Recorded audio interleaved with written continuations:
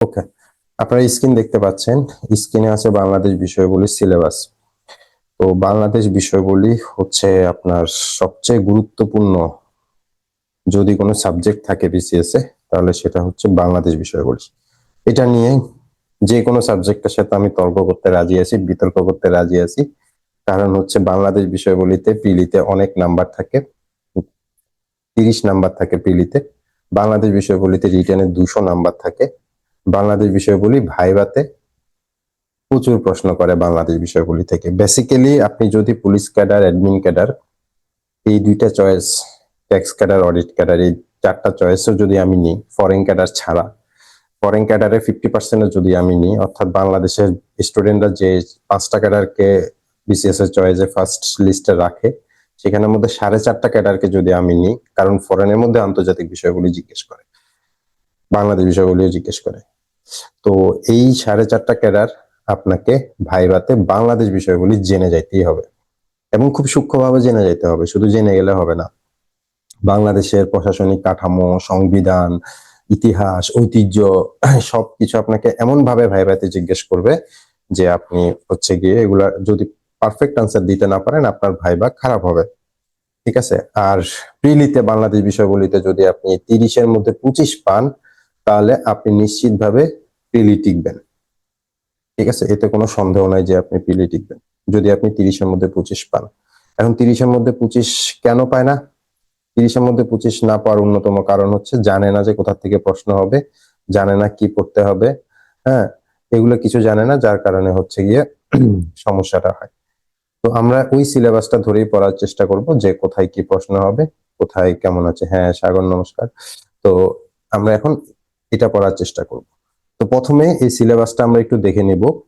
সিলেবাসের একদম লাস্ট যে অংশটা, 9 নাম্বার চ্যাপ্টারটা দেখা যাচ্ছে তো স্ক্রিন, না? দেখা যাচ্ছে। তো সিলেবাসে জাস্ট 9 নাম্বার চ্যাপ্টারটা দেখেন, যেখানে 3 মার্ক আসবে। বাংলাদেশের জাতীয় অর্জন, বিশিষ্ট ব্যক্তি, গুরুত্বপূর্ণ প্রতিষ্ঠান, জাতীয় পুরস্কার, বাংলাদেশের খেলাধুলা, চলচ্চিত্র, গণমাধ্যম। ঠিক আছে? বেসিক্যালি এই জায়গাটা হচ্ছে আমাদের সাম্প্রতিক জায়গা। তাহলে সাম্প্রতিক কয়টা প্রশ্ন আসবে? 3টা প্রশ্ন আসবে। তো এই জন্য আপনি কারেন্ট অ্যাফেয়ার্স থেকে শুরু করে, আপনি হচ্ছে ডাইজেস্ট থেকে শুরু করে একদম পাতার পরে পাতা সাম্প্রতিক প্রশ্নগুলি পড়তেছেন। তাহলে এটা কোনো কাজে দিবে? কোনো কাজে দিবে না। তারপরে দেখেন আপনার বাংলাদেশের সরকার ব্যবস্থা। এই যে দেখেন সরকার ব্যবস্থা, এবং হচ্ছে আপনার এটা হচ্ছে বাংলাদেশের সরকার ব্যবস্থা, আর এটা হচ্ছে বাংলাদেশের সংবিধান। এটা এই দুইটা থেকে 3-3-6 নাম্বার আসবে। এই 3-3-6 নাম্বার একদম কাছাকাছি বিষয়। আমরা এই দুইটা বিষয় একসাথে পড়বো। ঠিক আছে? তারপরে দেখেন এটা হচ্ছে কৃষিজ সম্পদ, এখান থেকে একটা রিসেন্ট কোয়েশ্চেন আসবে। অর্থনীতি, এখান থেকে একটা রিসেন্ট কোয়েশ্চেন আসবে। টোটাল এখান থেকে একটা রিসেন্ট, এখান থেকে একটা রিসেন্ট, টোটাল হচ্ছে 2টা রিসেন্ট। আর লাস্টে যেটা আমি বললাম সেখান থেকে হচ্ছে 3টা রিসেন্ট, টোটাল 5টা রিসেন্ট কোয়েশ্চেন আপনার এখানে আসবে। এবং এই 5টা রিসেন্ট কোয়েশ্চেনের জন্য আপনি যদি 5 ঘন্টা টাইমও নষ্ট করেন, তাহলে আপনার ভুল হবে। কি রিসেন্ট কোয়েশ্চেন আসবে আমি সেটাও বলে দিব, কোথা থেকে পড়বেন, কি পড়বেন না পড়বেন আমি সবই বলে দিব। শুধু আপনি এখন রিসেন্ট কোয়েশ্চেন পড়বেন না, সাম্প্রতিক কোয়েশ্চেন আপনি পড়বেন না। এটা মনে রাখবেন, প্রশ্ন যেদিন হবে তার ঠিক 1 মাস আগের সাম্প্রতিক প্রশ্ন আমরা পড়ব। ঠিক আছে? হ্যাঁ, এর আগে সাম্প্রতিক প্রশ্ন আমরা পড়বো না, আমাদের পরীক্ষায় আসবে না। এটা আপনাকে বুঝতে হবে, এটা আপনাকে মাথায় রাখতে হবে। সবচেয়ে বেশি প্রশ্ন আসবে জাতীয় বিষয়গুলি থেকে, 6 নাম্বারের প্রশ্ন আসবে। বাকি সবগুলাতে 3 নাম্বারের প্রশ্ন আসবে। তো এই সিলেবাসটা আপনাকে আগে বুঝতে হবে যে কোথা থেকে প্রশ্ন আসতেছে, তারপরে আপনি পরীক্ষায় বসেন ভাই, তারপরে আপনি হচ্ছে পড়াশোনা করেন। কিন্তু আগে যদি সিলেবাস না বুঝেন, আপনি যদি নাই বুঝেন যে প্রশ্ন কোথা থেকে হবে, তাহলে আপনি হচ্ছে পড়াশোনা করতে ভেবাচেকা খাবেন, যেই কারণে বাংলাদেশ বিষয়গুলিতে স্টুডেন্টের নাম্বার কমে যায়। এই কারণে আমি সবসময় বলি যে বাংলাদেশ বিষয়গুলি আমার জন্য তো খুবই ইম্পর্টেন্ট, কারণ আমি যখন রিটেনে স্টুডেন্টদেরকে পড়াই, তখন এখানে 200 মার্কসের সিলেবাস আমাকে কভার করে পড়াইতে হয়। তারপরে যখন ভাইভাতে পড়াই, তখন হচ্ছে আমাকে এখান থেকেই 50% সিলেবাস কভার করতে হয়। সুতরাং বাংলাদেশ বিষয়গুলি এই জন্য আমার খুব পছন্দের সাবজেক্ট। ওকে, এটা হচ্ছে আমাদের বই, বাংলাদেশ বিষয়বলী, বাংলাদেশ ভৌগোলিক বৈচিত্র্য। এই বইটার বাজারে পাবেন না, কোথাও পাবেন না, আমরা এই বইটা থেকেই পড়বো। আর পাশাপাশি আমি আপনাদেরকে বলে দিব কি করতে হবে না করতে হবে। এই বইটার সামান্য কিছু কালেকশন আমার টিমের কাছে আছে। এই সামান্য কালেকশন যারা নিবেন তারা হচ্ছে গিয়ে নক করবেন, তারা হয়তো নিতে পারবেন। আর হচ্ছে বাকিরা হচ্ছে পারবেন না, কারণ বইটার এবছর কোনো এডিশন আমি আনবো না। অ্যাটলিস্ট 47 পিলির জন্য আমি কোনো এডিশন আনবো না। ঠিক আছে, এই মুহূর্তে এই বই এফোর্ড করা আপনাদের পক্ষে সম্ভব হবে না, আমি এই জন্য এই বইটাকে আনবো না। বুঝলাম না আমার এতে কি হলো। ও সরি। তো এই বইটা হচ্ছে 2021-এ লেখা। সো এখানে রিসেন্ট ডেটা গুলো আপনারা পাবেন না। রিসেন্ট ডেটা পড়াটা আমি সাপোর্টও করি না। রিসেন্ট ডেটা হচ্ছে আমি কোথা থেকে পড়বো, আমি কি ডেটা পড়বো এটাও আমি আপনাদেরকে লাস্ট 1 মাস আগে বলে দিব। তো এখানে হচ্ছে আমার ফ্রেন্ড নাদিরুজ্জামান, সে কিন্তু বিসিএস জার্নির একটা অংশ, কিন্তু আপনারা এখনো তাকে দেখতে পাচ্ছেন না। আপনারা তাকে দেখতে পাবেন, সে ব্যস্ত আছে, সে যখন ফ্রি হবে সে চলে আসবে। সে হচ্ছে আমাদেরই 34-এর এডুকেশন ক্যাডার, আর আমি 2021। এর আগে আমার একটা বই ছিল, ওই বইটা হয়তো অনেকেই চিনেন, যে সংক্ষিপ্ত সাধারণ জ্ঞান, যেটা বাংলাদেশের হাইয়েস্ট সেলিং বইয়ের মধ্যে একটা। কিন্তু ওই বইটা আমরা ছেড়ে এই বইটা লেখা শুরু করছি, এবং এই বইটার পরে আমরা আর কোনো বই লিখি নাই, মানে প্রিলির কোনো বই আমাদের নাই, রিটার্নের বইও নাই, ভাইবার বই আছে। এটা চ্যাপ্টার, আমরা সিলেবাস অনুযায়ী যখন চ্যাপ্টারকে ভাগ করব তখন আমরা দেখব প্রথম যে 6 নাম্বারের জন্য, দেখেন 6 নাম্বারের জন্য এই 21 পেজ, এবং হচ্ছে এই 37 পেজ পর্যন্ত, এবং মুক্তিযুদ্ধ যদি ধরি 58 পেজ পর্যন্ত, এবং ফাইনালি হচ্ছে 58 পেজের পরে 63 পেজ পর্যন্ত আমরা প্রথম 6 নাম্বারের জন্য রাখছি। প্রথম 6 নাম্বারের জন্যই এই 63টা পেজ আপনাকে পড়তে হবে। ঠিক আছে, একজন বলছে বই কিনা আছে, ইউ আর লাকি ওয়ান। যা হোক, তো তারপরে আমরা আমরা শুরু করে দিব। ঠিক আছে, তো ঠিক আছে, আমরা ক্লাসে ঢুকি। Welcome to our class. এখন এই মুহূর্তে আমরা প্রথমেই পড়বো যে বাঙালি জাতির উৎপত্তি, যে বাঙালি জাতি কিভাবে আসছে, কোথা থেকে আসছে। স্যার, আমরা যারা MP3 বাংলাদেশ বই থেকে ফলো করতেছিলাম তাদের হিস্ট্রি ম্যাক্সিমাম প্রিভিয়াস গভর্নমেন্টের মুজিবুর রহমান। আচ্ছা, ওইটা নিয়ে টেনশন করার দরকার নেই, MP3 নিয়ে আমি কোনো কথা বলবো না। বই অনলাইনে পাওয়া যাবে, বই আমাদের হোয়াটসঅ্যাপের নাম্বারে নক করবেন, ওরা আপনার সাথে কথা বলবে। অন্য বই নিয়ে কথা বলবো না, আমরা এই বই থেকেই পড়বো। আপনারা PDF ও পাবেন, বাকি হেল্প আমরা করবো। আমরা শুরু করি ক্লাসটা। বাঙালি জাতির উৎপত্তি। আপনারা জানেন যে বাঙালি জাতি কিভাবে আসছে, কোথা থেকে আসছে, বাঙালি জাতি কোথায় ছিল। ঠিক আছে, সমগ্র বাঙালি জাতিকে যদি আমরা 2 ভাগে ভাগ করি, একটা হচ্ছে আর্য, একটা হচ্ছে অনার্য। মানে এখানে যারা পরে আসছে ওরা কিন্তু আর্য, ওরা এসে বাকিদেরকে বলতেছে তোমরা হচ্ছে অনার্য। ঠিক আছে, তো আর্য আসার আগে এখানে যারা ছিল তারা হচ্ছে মূলত নেগ্রিটো, অস্ট্রিক, দ্রাবিড়, তারপর হচ্ছে চীনীয়, ভুটচীনীয়, মানে চীন না ঠিক, চীনীয়, ভুটচীনীয়, এই সকল লোকজন এখানে থাকতো। হ্যাঁ, তো অস্ট্রিক জাতি থেকে বাঙালি জাতি প্রধান অংশ গড়ে উঠেছে বলে মনে করা হয়। এই লাইনটা হচ্ছে পরীক্ষার জন্য ইম্পর্টেন্ট, যে অস্ট্রিক জাতি থেকে বাঙালি জাতি গড়ে উঠেছে। কেউ কেউ এই জাতিকে বলে নিষাদ জাতি বলে, অর্থাৎ নীরব জাতি বা গভীর কালো জাতি, এই টাইপের আর কি। অস্ট্রিক জাতি প্রায় 5000 বছর পূর্বে ছিল হচ্ছে ইন্দোচীন আসাম, মানে হচ্ছে গিয়ে এখন আপনারা যেটাকে ভারতের সীমানা বুঝেন, মানে আসাম। ঠিক ঠিক আছে, এই আসাম হচ্ছে চায়না, তারপরে মিয়ানমার, তারপরে হচ্ছে এই অঞ্চলগুলা থেকে আমাদের হচ্ছে অস্ট্রিক জাতিরা বাংলায় প্রবেশ করে, এবং বাংলাতে যারা ছিল তারা হচ্ছে নিগ্রিটোদের উৎখাত করে, এবং অস্ট্রিক জাতি সমকালে দ্রাবিড় বাংলাদেশে, মানে বাংলাদেশে না, বাংলায় প্রবেশ করে। আচ্ছা, ভালো কথা, এখানে একটা প্রশ্ন অনেকেরই আসে যে আসলে আমরা বাংলা বলতে কি বুঝবো। বাংলা বলতে যারা বাংলা ভাষায় কথা বলে, ঠিক আছে, আমরা এতটুকু অংশকে বাংলা বলবো, যে বাংলাদেশ, কলকাতা, বিহার, উড়িষ্যা, আসাম, এই অংশটাকে আমরা আপাতত বাংলা বলে বলবো। ঠিক আছে, তো এরা হচ্ছে বাংলা ভাষায় কথা বলে। তো এখানে কারা ঢুকলো, তাহলে আপনারা বুঝতে পারছেন এখানে ঢুকছে হচ্ছে অস্ট্রিকরা, এবং অস্ট্রিকদের ঠিক সমকালে কিছুদিন আগে ঢুকছে হচ্ছে দ্রাবিড়রা। এই দুইটা জাতি ঢুকলো। আগে কে ছিল? নেগ্রিটোরা। এতটুকু আপনারা ক্লিয়ার হলেন, আর আপনারা জানলেন যে এটাকে নিষাদ জাতি বলে। তো দক্ষিণ ভারতের এই জন্য আদি জাতিবসীকে বলা হয় দ্রাবিড়।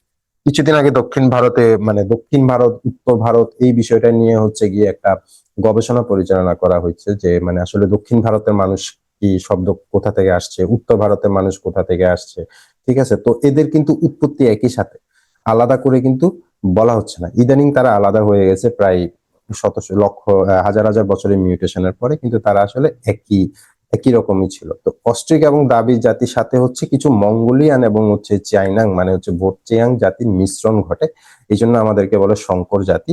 মিশ্রণ ঘটে, সেখান থেকে হচ্ছে কি আমরা এখনো দেখি যে আমাদের এখানে গারো, ত্রিপুরা, চাকমা, আপনারা দেখবেন যে ওদের চেহারাগুলো হচ্ছে মঙ্গলয়েড টাইপের, যেটাকে আমরা বলি চায়না, কোরিয়া, হ্যাঁ, এই টাইপের মানুষের চেহারা, এই চেহারাগুলোকে বলা হয় মঙ্গলয়েড, মঙ্গোলিয়ার মানে অঞ্চলের মানুষ। এটা মঙ্গোলিয়া কিন্তু অনেক বড় দেশ, মরুভূমি, এই জন্য হয়তো আপনারা পুরাটা দেশ আমাদের কাভারে আসে না, কিন্তু মঙ্গোলিয়া কিন্তু অনেক বড় দেশ।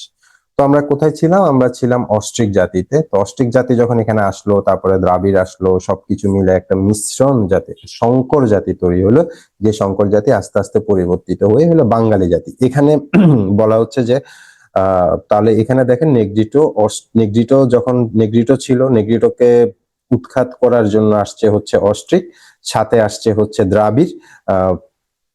আপনাদেরকে যদি মার্ক করে দেখাই, নেগ্রিটোকে উৎখাত করার জন্য অস্ট্রিক হয়ে গেল। আজকে আমার পিসি খুব ঝামেলা করতেছে। দেখেন, এখানে দেখেন নেগ্রিটো, নেগ্রিটোর পরে আসছে অস্ট্রিক, সাথে আসছে দ্রাবিড়, সাথে আসছে হচ্ছে ভোটচিয়ান। এই সবাই মিলে একত্র হয়েছে, একত্র হয়ে এদেরকে বলে অনার্য। আমি আগেই বলছি এরা সবাই হচ্ছে অনার্য, ঠিক আছে। মানে এরা, এদেরকে বলা হচ্ছে অনার্য, এবং এরপরে হচ্ছে গিয়ে বাঙালি জাতি এই অনার্য থেকে এসছে, আর্যরা এসে এইভাবে বাঙালি জাতি তৈরি করছে, যেটা ফাইনালি হচ্ছে বাঙালি জাতি গোষ্ঠী হিসাবে আজকে আমরা তৈরি হয়েছি। ঠিক আছে। সুতরাং আর্যরা কোথা থেকে আসছে? তাহলে আর্যরা আসছে হচ্ছে মধ্য এশিয়ার দক্ষিণে, যেটা ইউরাল পর্বত হিসাবে আমরা চিনি, ইরানে, মানে হচ্ছে পারস্য ধর্ম যাদের ছিল আর কি। একটু কঠিন লাগতেছে অ্যানথ্রোপোলজি, আমরা ধীরে ধীরে মজার চ্যাপ্টারে চলে যাব, এগুলো একটু কঠিন লাগবে। তো ওই ইরানে অর্থাৎ পার্সিক ধর্মে যারা ছিল তারা থেকে হচ্ছে আর্যরা, এবং তারা তাদের ধর্মের কারণে তারা বলতো যে আমরা হচ্ছি উচ্চ শ্রেণী, আমরা হচ্ছে আর্য, আর তোমরা হচ্ছে অনার্য। এই আর্য আর অনার্য মিলে ফাইনালি বাঙালি জাতি তৈরি হয়েছে, যার কারণে আমাদের মধ্যে এখনো দেখবেন যে আসলে এই মত ভেদাভেদ, উচ্চ নিম্ন, এইসব আমাদের মধ্যে কিন্তু এখনো চলে। এটা কিন্তু এখান থেকেই আসছে। সুতরাং আদি যারা ছিল, আমরা এখান থেকে পড়বো, আদি যারা আদিবাসীগণ হচ্ছে অস্ট্রিক ভাষাভাষী ছিল, ঠিক আছে। কারণ যেহেতু তারা অস্ট্রিক থেকে আসছে, অস্ট্রিকের মানুষজনই বেশি ছিল, এই কারণে তাদের অস্ট্রিক ভাষাভাষী ছিল। এই মোটামুটি এই চাপটা আমরা এর বেশি এখানে পড়বো না। এখান থেকে যে ডেটাগুলো আমাদের পরীক্ষার জন্য মনে রাখতে হবে, এখান থেকে রিটেনে কোনো ডেটা আসবে না, ভাইভাতে জিজ্ঞেস করতে পারে, যেহেতু আপনারা এখনো বাচ্চা স্টুডেন্ট, ভাইবা আপনাদেরকে পড়াবো না। তো এখান থেকে আমাদেরকে যে প্রশ্নগুলো আসতে পারে, বাঙালি জাতির আদি জাতি কারা, তাহলে আমরা বলবো যে অস্ট্রিক বাঙালি জাতির আদি জাতি, ঠিক আছে। এরপরে যদি বলে যে আপনার বাঙালি জাতিকে বা আর অস্ট্রিক জাতিকে কি জাতি বলা হয়, তাহলে হচ্ছে নিষাদ জাতি বলা হয়, এই দুইটা প্রশ্ন। আর হচ্ছে বাঙালি জাতিকে শঙ্কর জাতি বলা হয়। এই তিনটা প্রশ্ন এখান থেকে আপনারা শিখবেন, এখান থেকে আর বেশি প্রশ্ন আপনাদেরকে আমি শিখাবো না। তারপরে আমি আপনাদেরকে প্রশ্ন দেখাবো যে কি কি প্রশ্ন কোথায় কোথায় আছে। ওকে, ঠিক আছে। তো এটা গেল হচ্ছে গিয়ে আমাদের ফার্স্ট পার্ট। ওকে, এবার আমরা সেকেন্ড পার্টে চলে আসবো। এবার আপনাদের মজা লাগবে যে বাঙালির কি কি, বাংলার কি কি আসলে জনপদ ছিল, প্রাচীন বাংলার কি কি জনপদ ছিল, এগুলো আপনারা জানেন, আপনারা খুব ভালো করেই পড়ছেন এগুলা, কোথায় কি জনপদ ছিল। তো প্রথম প্রশ্ন হচ্ছে জনপদ আসলে কিভাবে নির্ধারিত হবে, যে এটা একটা জনপদ, ওইটা আরেকটা জনপদ, এই জনপদ ওই জনপদের সাথে মিলবে না, এটা কিভাবে আসলে হবে? জনপদ নির্ধারণ করবে হচ্ছে যারা জনপদ তৈরি করবেন, অর্থাৎ যারা শাসন করবেন, ওরাই ওদের জনপদ নির্ধারণ করবেন, ঠিক আছে। যেমন পুন্ড্র ধরেন একজন শাসন করতেছে, সে বললো যে না, পুন্ড্র হচ্ছে এইটুক জায়গা হবে। আবার সে বরেন্দ্র যখন শাসন করবে, তখন সে দুইটাকে মিক্স করবে না, দুইটাকে আলাদা করে রেখে দিবে, ঠিক আছে। এইভাবে হচ্ছে এক একটা জনপদ তৈরি হয়, এভাবে এক একটা শাসন আমলের মধ্যে এক একটা জনপদ তৈরি হয়। কেউ একজন কি বোর্ডে আঁকতেছেন? যে আঁকতেছেন মুছে দেন। তো এভাবে হচ্ছে আমাদের 1 2 3 4 5 6 7টা জনপদ আমরা পড়বো। এখান থেকে আমাদের পরীক্ষায় প্রশ্ন আসবেই, কোনোভাবেই মিস হবে না, ঠিক আছে। তো আমরা হচ্ছে কি উত্তর দিক থেকে শুরু করি। পুন্ড্র হচ্ছে বৃহত্তর বগুড়া, রাজশাহী, মানে আমরা পুন্ড্র বলতে বেসিক্যালি আমরা বগুড়াকে বুঝবো। এর সাথে হচ্ছে রাজশাহী, রংপুর, দিনাজপুর, ঠিক আছে। কিন্তু আপনারা বেসিক্যালি বুঝবেন হচ্ছে পুন্ড্র মানে বগুড়া, পুন্ড্র মানে মহস্থাননগর, শেষ। বরেন্দ্র মানে রাজশাহী, ঠিক আছে। আমি ডিটেলে আপনাদেরকে আর পড়াবো না। বঙ্গ মানে হচ্ছে গিয়ে বাংলাদেশ সেন্টার, ঢাকা। বৃহত্তর ঢাকা, যেটা ময়মনসিংহ, ফরিদপুর, মানে হচ্ছে এখন যেটা ঢাকা বিভাগের অংশ ছিল কিছুদিন আগেও। সমতট মানে হচ্ছে সমান জায়গা। বাংলাদেশের সমান জায়গা হচ্ছে কুমিল্লা এবং বৃহত্তর নোয়াখালী অঞ্চল। চন্দ্রদ্বীপ এটা একটা দ্বীপ, এখানে দ্বীপগুলো আছে বরিশাল, তারপরে হচ্ছে পটুয়াখালী, বাগেরহাট, এগুলো হচ্ছে চন্দ্রদ্বীপ। গৌড় হচ্ছে আমাদের একদম সীমান্ত পর্যায়ের এলাকা, যেখানে শুধু আমাদের চাঁপাইনবাবগঞ্জ আছে, আর বাকি সব হচ্ছে গিয়ে ভারতের হয়ে গেছে। আর শ্রীলঙ্কা, সিলেট হচ্ছে শ্রীহট্ট। ঠিক আছে। তো এই মোটামুটি 7টা পরীক্ষায় প্রচুর পরিমাণে আসবে যে কোনটা কি, কোনটা কোথা থেকে আসছে। তো এদেরই কিছু ইনফরমেশন, এদেরই কিছু ডেটা আমাদেরকে পরীক্ষার জন্য শিখতে হবে। ঠিক আছে। আমরা আরো মজার চ্যাপ্টারে ঢুকবো, বোর হয়েন না, এত তাড়াতাড়ি বোর হয়ে গেলে হবে না। প্রথম দিকে চ্যাপ্টার একটু বোর লাগবে, এগুলো আস্তে আস্তে ঠিক হয়ে যাবে। তো হচ্ছে আমরা এখন পড়বো যে তাম্রলিপি বা হরিকেল, হরিকেলের বৈশিষ্ট্য কি ছিল, কিছু হচ্ছে গিয়ে কিছু জায়গার বৈশিষ্ট্য, যে তাম্রলিপি বা তাম্রলিপ্ত বা তামার উপরে যে লিখা হয় সেগুলোকে তাম্রলিপি বলে। ঠিক আছে।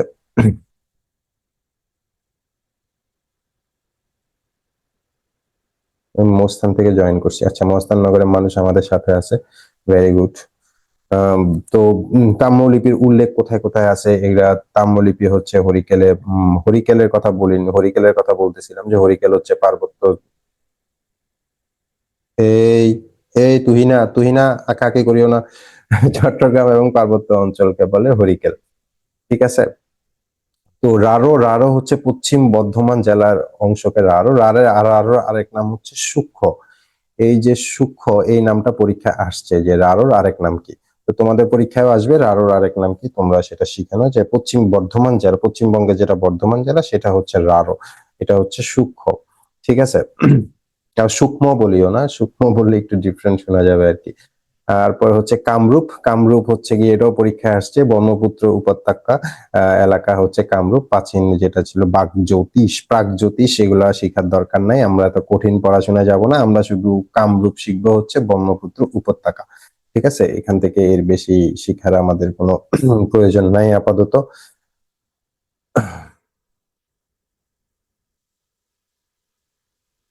এগুলো একটু বোর লাগবে, একটু বোর লাগতে পারে। তো আমরা পুন্ড নিয়ে পড়ি, যে পুন্ড থেকে পুন্ড রাজধানী ছিল পুন্ডনগর, এটা পরীক্ষায় আসে। পুন্ড হচ্ছে মহাস্থান নগরের, যেটা এখন পুনর্বর্ধনের রাজধানী, সবকিছু একই নামে। 1808 সালে যখন ফ্রান্সিস বুকানিন হ্যামিল্টন মহাস্থান নগরকে চিহ্নিত করেন, তখন তিনি এখানে আসলে প্রাচীন সভ্যতা খুঁজে বের করেন, এবং এইটা পুরো এখন মহাস্থান নগরের একটি প্রত্নতাত্ত্বিক অংশ। ঠিক আছে। তো বঙ্গ, বঙ্গের কথা প্রথম পাওয়া যায় হচ্ছে ঐরেতীয় আরণ্যক গ্রন্থে। এটা তোমাকে পরীক্ষায় লিখতে হবে। এটা হচ্ছে পরীক্ষায় আসবে যে বঙ্গের কথা প্রথম কোথায় পাওয়া যায়, ঐরেতীয় আরণ্যক গ্রন্থে প্রথমবার বঙ্গ শব্দটার উল্লেখ পাওয়া যায়, এটা পরীক্ষায় আসবে। মোগল সম্রাট, মোগল সম্রাট এই চ্যাট করতেছো কেন তোমরা? মোগল সম্রাট আকবরের সভাকবি আবুল ফজল তার আইনি আকবরী গ্রন্থে সর্বপ্রথম দেশবাচক শব্দ বাংলা শব্দ ব্যবহার করে। এটাও তোমাদের জানতে হবে, এটাও পরীক্ষায় আসবে যে কোন সভাকবি কোন গ্রন্থে, কার সভাকবি প্রথমবার বাংলা শব্দটা করেন। তো বাংলা তোমরা দেখছো যে বাংলা মানে হচ্ছে, বাংলা মানে হচ্ছে জমির আল বা আইল। ঠিক আছে, আইল তো তোমরা চিনো, চিনো না? জমিতে যে আইল থাকে, অর্থাৎ জমির সীমানা নির্ধারণ করার জন্য, পানি ধরে রাখার জন্য জমিতে আইল থাকে, এবং এটা একটা, মানে এটা একটা বাজে জিনিস যে জমিতে আইল থাকে। আইল থাকার কারণে বাংলাদেশের অনেক হাজার হাজার হেক্টর জমি নষ্ট হয়ে যায়, মানে এই আইলের কারণে হচ্ছে গিয়ে ওই আইলে তো আর চাষ করা যায় না। এজন্য বাঙালি সব জায়গায় নিজের সীমানা নির্ধারণ করে রাখে। এই জন্য দেখবা যে যে ইয়াতেও করে, আহ বাসায় হচ্ছে গিয়ে, বাসায় হচ্ছে একটা ইয়া দিবে, মোটা মোটা ওয়াল দিয়ে হচ্ছে গিয়ে বাউন্ডারি দিবে। ঠিক না? তোমাদের সবার বাসায় আছে দেখবা ওয়াল দিয়ে বাউন্ডারি দেওয়া। ঠিক আছে। দুইটা দুইটা পাশাপাশি বাসা, তাদের আবার দুইজনের আলাদা আলাদা বাউন্ডারি থাকে, ওয়াল থাকে, বাউন্ডারি ওয়াল থাকে, অথচ একটা বাউন্ডারি ওয়াল একটা বাউন্ডারি ওয়ালে গায়ের সাথে লাগানো, তো দুজনে মিলে কিন্তু একটা বাউন্ডারি ওয়াল দিতে পারে, কিন্তু সেটা দিবে না, দুইজন দুইটা আলাদা বাউন্ডারি ওয়াল দিবে। এই জন্য হচ্ছে আইল দেওয়ার মতো করে আর কি। তো এই আইল থেকে আসছে বাংলাং, বাঙ্গাল, বাঙ্গাল থেকে আসছে। এখনো এখনো যারা ভারতের, ভারতে পশ্চিমবঙ্গের মানুষকে বলে বাঙ্গাল। ঠিক আছে, এটা কোনো গালি না, এটা এদের নাম। ঠিক আছে, কালিদাসের গ্রন্থে বঙ্গ জনপদের কথা উল্লেখ করা যায়। এটা একটা পরীক্ষা আসছিল, কালিদাসের যে গ্রন্থ আছে সেই গ্রন্থে হচ্ছে বঙ্গ শব্দটা আসছিল। বঙ্গ জনপদের উত্তরাঞ্চলের সীমানা হচ্ছে পদ্মা নদী, অর্থাৎ পদ্মা নদী পর্যন্তই বঙ্গ জনপদ ছিল। অন্যান্য গুরুত্বপূর্ণ অংশ এগুলা আমি তোমাদেরকে নোট দিয়ে দিব, তোমরা পড়ো। শুধু এখান থেকে আমি যেটা বলে দিচ্ছি সেটা তোমরা মনে রাখো। পানিনির একটা গ্রন্থে সর্বপ্রথম গৌড়ের নাম পাওয়া যায়, ঠিক আছে? মানে গৌড়ের নাম কোথায় পাওয়া যায় এইটা জাস্ট তোমরা শিখো। ক্লাস কি বোরিং লাগতেছে? না বলো তো দাদা। দেখি। না স্যার। একটু বোরিং লাগতে পারে কারণ এই জিনিসগুলো হচ্ছে একটু মানে স্যার রসকসবিহীন আর এগুলো কি। তো মানে একটু কঠিন, এগুলোর জন্য স্যার একটু অন্যরকম হ্যাঁ, আমি একটু লাগতেছে। সোজা করে দিচ্ছি তোমাদেরকে, ম্যাপ দেখাচ্ছি, স্যার দেখো তোমরা ম্যাপে যে কোথায় কি ছিল। এই ম্যাপটা তোমরা ভালো করে শিখে নিবা যে বরেন্দ্র এখানে ছিল, পুন্ড্র এখানে ছিল, গোরো এই জায়গায় ছিল, রাঢ় এখানে ছিল, চন্দ্রদ্বীপ মানে বরিশালের কথা বলতেছি, সমতট মানে হচ্ছে নোয়াখালী, কুমিল্লা, হরিকেল মানে হচ্ছে চট্টগ্রাম সিলেট, আর কামরূপ মানে হচ্ছে গিয়ে আমাদের খুব কাছাকাছি আসামের কাছাকাছি জেলা, আর মাঝখানে একদম মিডলে হচ্ছে বঙ্গ। এই মোটামুটি এই ম্যাপটা তোমরা যদি দেখো তাহলে তোমরা শিখে যেতে পারবা, ঠিক আছে? আশা করি খুব একটা কঠিন হবে না এখান থেকে।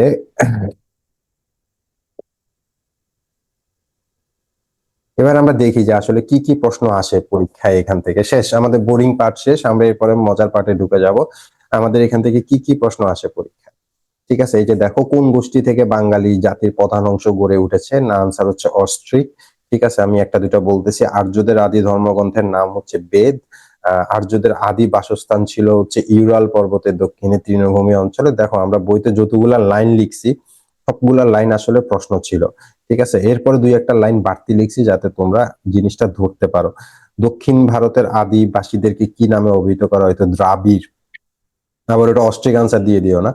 এরপরে হচ্ছে প্রাচীন জনপদ থেকে কি কি প্রশ্ন আসে, এই প্রশ্নগুলো আমি তোমাদেরকে দিয়ে দিব। এটা পড়ার পরে প্রশ্ন সবগুলা তোমরা পড়ে নিবা। যেমন দেখো, কোন নদীটি বঙ্গ জনপদের উত্তরাঞ্চলের সীমানা? একটু আগে বললাম যে বঙ্গের উত্তরাঞ্চলের সীমানা হচ্ছে পদ্মা, ঠিক আছে? এখানে দেখো আরো অনেকগুলা প্রশ্ন আছে, যতগুলা প্রশ্ন এখান থেকে আসতে পারে সবগুলা প্রশ্ন তোমাদের জন্য দেওয়া আছে। তোমরা সবগুলা প্রশ্ন পড়ে এখান থেকে তোমরা ওটা পড়ার পরে প্রশ্নগুলো পড়ে তোমরা এখান থেকে একদম পারফেক্ট প্রস্তুতিটা নিয়ে নিবা। আর যাতে এখান থেকে কোনোভাবেই প্রশ্ন মিস না যায়। এখান থেকে একটা প্রশ্ন তোমরা পিলিতে পেয়ে যাবে। এতক্ষণ আমরা যা পড়লাম সেখান থেকে আমরা পিলিতে একটা প্রশ্ন পাবো। একটা প্রশ্ন ক্লিয়ার? বলো এবার। জি স্যার, বই অবশ্য হ্যাঁ, প্রশ্নগুলো নাই। বইয়ে প্রশ্ন নাই? বইয়ে বইয়ে প্রশ্ন নাই? স্যার ওই স্যার ইয়েগুলো এমসিকিউ এর মতো যেরকম না সেরকম। এমসিকিউ? বই পড়েন নাই যে, এটা হচ্ছে তার প্রমাণ। বইতে না যেহেতু না সূচিপত্রের দুইটা পার্ট আছে, একটা হচ্ছে গিয়ে আপনার মেইন পার্ট, আর একটা হচ্ছে গিয়ে প্রশ্নের পার্ট। প্রশ্নেরও আলাদা সূচিপত্র আছে বইতে, আপনি পড়ছেন? জি আপনি স্যার, হ্যাঁ শেষে গিয়ে দেখেন প্রশ্ন প্রশ্ন আছে। আলাদা আছে স্যার, কিন্তু প্রশ্নগুলো এখনো পড়া হয়নি, শুধু হ্যাঁ, তো এগুলোই পড়া হচ্ছে। আপনাকে প্রশ্ন করতে হবে তো। দেখেন পিলির স্টুডেন্টদের ভুল কি, আমরা একটু গল্প করি, অনেকক্ষণ বোরিং পড়াশোনা করছি তো একটু গল্প করি। পিলির স্টুডেন্টরা জানে না যে কোথা থেকে প্রশ্ন আসে। আমি এখানে যে কোনো একজনকে জিজ্ঞেস করি, কাকে জিজ্ঞেস করব? অমিত, অমিত আছে? স্যার আছি। অমিতকে যদি আমি জিজ্ঞেস করি, অমিত তোমাকে আমি 200 প্রশ্ন বানাতে দিলাম, তুমি কয়টা নতুন প্রশ্ন বানাবা? দুইটা প্রশ্ন কি বই থেকে? 200 প্রশ্ন বানাইতে দিলাম, 200 মধ্যে কয়টা নতুন প্রশ্ন বানাবা? 200-র মধ্যে স্যার নতুন প্রশ্ন কয়টা বানাবো? হ্যাঁ, নতুন প্রশ্ন তো স্যার বইতের মানে বইয়ের প্রশ্ন তো সব রিডিং থেকে হয়, বইয়ের যদি প্রথম নতুন প্রশ্ন রিডিং মানে যদি ভালো প্রিভিয়াস হয়। কোয়েশ্চেন বাদ দিয়ে আর কি। ও আচ্ছা স্যার, মিনিমাম তো 50 থেকে 60টা বানাতে পারবো। আচ্ছা, ও আবেগে বলে ফেলছে মিনিমাম 50 থেকে 60টা, কিন্তু পারাটা বিষয় না, পারাটা বিষয় না, কিন্তু 50 থেকে 60টা প্রশ্ন নতুন হয় না। বিসিএস এর প্রশ্ন যদি খুব ভালো করে খেয়াল করেন, খুব ভালো করে পড়েন, তাহলে আপনি দেখবেন যে এখানে 70 to 75% প্রশ্ন পুরনো। আর যে 30 থেকে 25% প্রশ্ন থাকে তার মধ্যে 10 থেকে 15% প্রশ্ন হচ্ছে মডিফাইড প্রশ্ন, অপশন থেকে প্রশ্ন আসে। আপনারা জানেন না, কেন জানেন না? এটার কারণ হচ্ছে আপনারা প্রিভিয়াস কোয়েশ্চেন পড়েন নাই। এখন প্রশ্ন হচ্ছে প্রিভিয়াস কোয়েশ্চেন তো আপনারা বলবেন যে আমরা পড়ছি। প্রিভিয়াস কোয়েশ্চেন কোথা থেকে পড়বেন? এটা একটা সেট আছে, বিসিএস এর সেট হচ্ছে পিএসসি, বিসিএস এর previous question, PSC first class cadre question, মানে first class non cadre question, PSC second class non cadre question, তারপরে হচ্ছে সরকারি ব্যাংকের কোয়েশ্চেন, প্রাইমারি স্কুলের কোয়েশ্চেন, শিক্ষক নিবন্ধনের কোয়েশ্চেন, হ্যাঁ, এবং হচ্ছে অন্যান্য বেসরকারি ব্যাংকের হচ্ছে গিয়ে ম্যাথ এবং ইংলিশ বাদ দিয়ে কোয়েশ্চেন, আর সব সরকারি ব্যাংকের কোয়েশ্চেন। এটা হচ্ছে পিএসসির সেট। এই সেটটা যদি আপনি ক্লিয়ার করতে পারেন, কমপ্লিট করতে পারেন, আমি আপনাকে চ্যালেঞ্জ দিয়ে বললাম, যদি আপনি বলেন যে স্যার আপনি যেটা বলছেন এটা গত 6 বছরের সব প্রশ্ন আমি পারি, তাহলে আমি আপনাকে চ্যালেঞ্জ দিয়ে বললাম আপনি হচ্ছে গিয়ে পরীক্ষায় 170 পাবেন। ঠিক আছে? তো এটা আসলে পারাটা খুব কঠিন বিষয়, কিন্তু আপনারা ওইভাবে প্র্যাকটিস করবেন। আমি আপনাদেরকে শিখাবো যে কিভাবে আসলে প্র্যাকটিস করতে হয়, how to practice the old questions. আমি এগুলো আপনাদেরকে শিখাবো। কোর্সটা আস্তে আস্তে যাক, আজকে আমার প্রথম ক্লাস, এই জন্য খুব বেশি শিখাচ্ছি না আর কি। ওকে, তো আমরা এগুলো শিখলাম যে এভাবে আমরা যখন একটা টপিক শেষ করব, সেই টপিকের কোয়েশ্চেন গুলো আমরা পড়ে ফেলবো, তাহলে আমাদের 1 নাম্বার পেয়ে গেছি। আরো প্রশ্ন আছে, আমি প্রশ্ন আর পড়াইলাম না, প্রশ্ন তো তোমরা পড়তে পারবে। এখন আমরা ঢুকবো হচ্ছে বাঙালি জাতির ইতিহাস, যে বাঙালি জাতির এখানে কি কি হয়েছে, আমাদের এই অঞ্চলে কি কি হয়েছে। সবার প্রথমে আমরা যার নাম নিব সে হচ্ছে Alexander the great. Alexander the great ছিলেন একজন গ্রিক, গ্রিসের রাজা। তোমরা তাকে চিনো যে উনি হচ্ছে মেসোপটেমিয়ার মেসোডোনিয়ার যে রাজা ফিলিপস তার পুত্র। তিনি হচ্ছে গ্রিসের বিখ্যাত দার্শনিক এরিস্টটলের ছাত্র।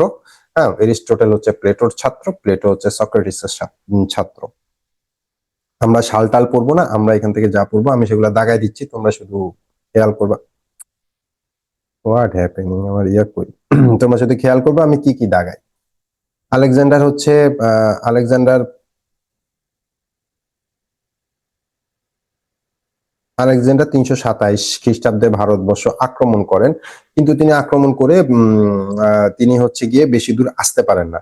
ঠিক আছে, তো এখানে প্রশ্ন আসে যেটা, আলেকজান্ডার কবে ভারতবর্ষ আক্রমণ করেন? এখানে হচ্ছে খ্রিস্টপূর্ব 327 অব্দে, এটা তোমাদেরকে মনে রাখতে হবে। তিনি হচ্ছে গিয়ে ভারত আক্রমণ করেন। আলেকজান্ডার তার বাহিনী নিয়ে সিন্ধু নদ পেরিয়ে ভারতের ভূখণ্ডে পদার্পণ করেন, কিন্তু ভারতের কিছু অঞ্চলও তিনি দখল করেন, কিন্তু তিনি শেষ পর্যন্ত আসলে ভারতে থাকতে পারেন না। তাকে আসলে ভারত অভিযান বন্ধ করে দিয়ে তাকে ফিরে যেতে হয়। ঠিক আছে, কারণ তার সেনাবাহিনী এখানে খুব অসুস্থ হয়ে পড়ে। তবে তিনি ভারত ভূখণ্ডে প্রায় 19 মাস অবস্থান করেছিল। তো ভারত ভারত যখন উনি ত্যাগ করেন তার 2 বছর আগ পর্যন্ত এইগুলা গ্রিস শাসনই বজায় ছিল। এগুলো কিছুই পরীক্ষায় আসবে না। ভারত প্রত্যাবর্তনের কিছুদিন পরে 2023 সালে গ্রিসে পৌঁছানোর আগে ব্যাবিলনে তিনি ম্যালেরিয়া আক্রান্ত হয়ে মারা যান। বলা হয় যে ভারত থেকে নাকি মশা কামড়াইছিল, এটা গল্প। ঠিক আছে, তো আসলে ভারত থেকে মশা কামড়ায় না, উনি ব্যাবিলনে গিয়ে মশার কামড় খেয়ে ম্যালেরিয়াতে উনি মারা যান। ঠিক আছে, তখন আলেকজান্ডারের মৃত্যু হয়, তখন হচ্ছে চন্দ্রগুপ্ত মৌর্য বাকি যে গ্রিক শাসন ছিল সেটার অবসান ঘটান। এগুলা পরীক্ষা আসবে না, পরীক্ষা শুধু আসবে যে 326 খ্রিস্টপূর্বাব্দ। আর এগুলা তোমরা জানো, এগুলো পরীক্ষা আসে মাঝে মাঝে। সক্রেটিসের ছাত্র প্লেটো, প্লেটোর ছাত্র হচ্ছে এরিস্টটলের ছাত্র হচ্ছে আলেকজান্ডার। এগুলা পরীক্ষায় মাঝে মাঝে আসে, এগুলা তোমরা জানো। তো এটা হচ্ছে আলেকজান্ডারের অভিযান, এটাই আমাদের থেকে, এখান থেকে একটা প্রশ্ন আসতে পারে আমাদের, এই জন্য। এখন আমরা শুরু করব বাংলার ইতিহাস। এখানে ইতিহাসের কোনো ছাত্র থাকলে আমাকে ভুল হইলে ধরাই দিও, যেহেতু আমি ইতিহাসের ছাত্র না, ইতিহাস আমি অত ভালো জানি না, কিন্তু আমি যতদূর জানি ততদূর তোমাদেরকে জানানোর চেষ্টা করব। বাট ইতিহাসের যদি কোনো ছাত্র থাকো তাহলে আমাকে ভুল ধরাই দিও, আশা করি তোমরা অনেক ভুল ধরতে পারবা।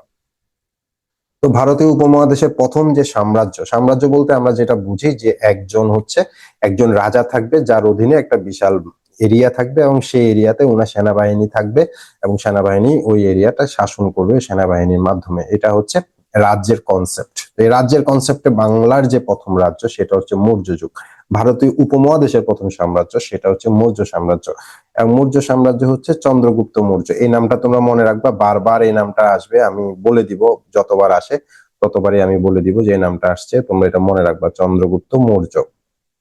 চন্দ্রগুপ্ত মৌর্য 321 খ্রিস্টপূর্ব, কিন্তু খেয়াল করো আমরা এখন একটু একটু ইন্টারেস্টিং সাইডে ঢুকবো। খ্রিস্টপূর্ব 321 কথা বলতেছি আমি, মানে তখনও আজকে থেকে কতদিন আগে, তাহলে আজকে হচ্ছে 2025, তার সাথে 321 যোগ করো, ঠিক আছে, এরকম আর কি। তো খ্রিস্টপূর্ব 321 সালে মতান্তরে 322 324 মগধের সিংহাসন, মগধ তার মানে যখন চন্দ্রগুপ্ত মৌর্য এখানে সে তার রাজ্য প্রতিষ্ঠা করে, তার আগে এখানে ছিল মগধ ছিল। ঠিক আছে, মগধরা এখানে হচ্ছে গিয়ে সাম্রাজ্য প্রতিষ্ঠা করেছিল। তো মগধের সাম্রাজ্য থেকে তিনি হচ্ছে মগধের সাম্রাজ্যে পরাজিত করেন এবং পরাজিত করে তিনি হচ্ছে গিয়ে ভারতের সাম্রাজ্য গড়ে তোলেন। এবং এই যে তিনি ভারতের সাম্রাজ্য গড়ে তুললেন, তিনি হচ্ছেন ভারতের প্রথম সম্রাট। হ্যাঁ, কেউ কি এখানে আসো বলতে পারবা রাজা আর সম্রাটের মধ্যে পার্থক্য কি? হ্যাঁ দাদা বলতে পারবো। বলো বলো। জি সম্রাট স্যার। মূলত একটা মানে বৃহৎ বৃহৎ মানে বৃহৎ আয়তনের মানে মূল, যেটা মানে সম্রাটের অধীনে অনেকগুলো রাজা থাকে, বাট রাজার অধীনে কোনো সম্রাট হ্যাঁ থাকে হ্যাঁ না। হ্যাঁ, হ্যাঁ, এইটাই হচ্ছে সেটাই মূল কথা। সেটাই এটাই রাজা হচ্ছে মূল কথা। মানে সম্রাটের বলা হয় অধীনে। যদি তোমার কাছে একটা হিসাব আছে যে তোমার কাছে যদি 100 গ্রাম থাকে, ঠিক আছে, তাহলে তুমি জমিদার হবা, যে তোমার কাছে 100 গ্রাম আছে। ঠিক আছে, তোমার কাছে যদি এরকম 100 জন জমিদার যদি তোমার কাছে থাকে, ঠিক আছে, অর্থাৎ তোমার কাছে যদি 1000 গ্রাম থাকে, তাহলে তুমি রাজা হবা। হ্যাঁ, আর তোমার কাছে যদি 100 জন রাজা থাকে, অর্থাৎ তোমার কাছে যদি 10,000 গ্রাম থাকে, তাহলে তুমি হবা তখন সম্রাট। ঠিক আছে। সম্রাট। এবং এরকম যদি আহ তোমার কাছে অনেকগুলা সম্রাট থাকে, তাহলে তুমি হবা কি, সম্রাটের পরে হচ্ছে তুমি হবা বিক্রমাদিত্য। ঠিক আছে, অর্থাৎ যত উপরে যাবে নাম তত বড় হবে।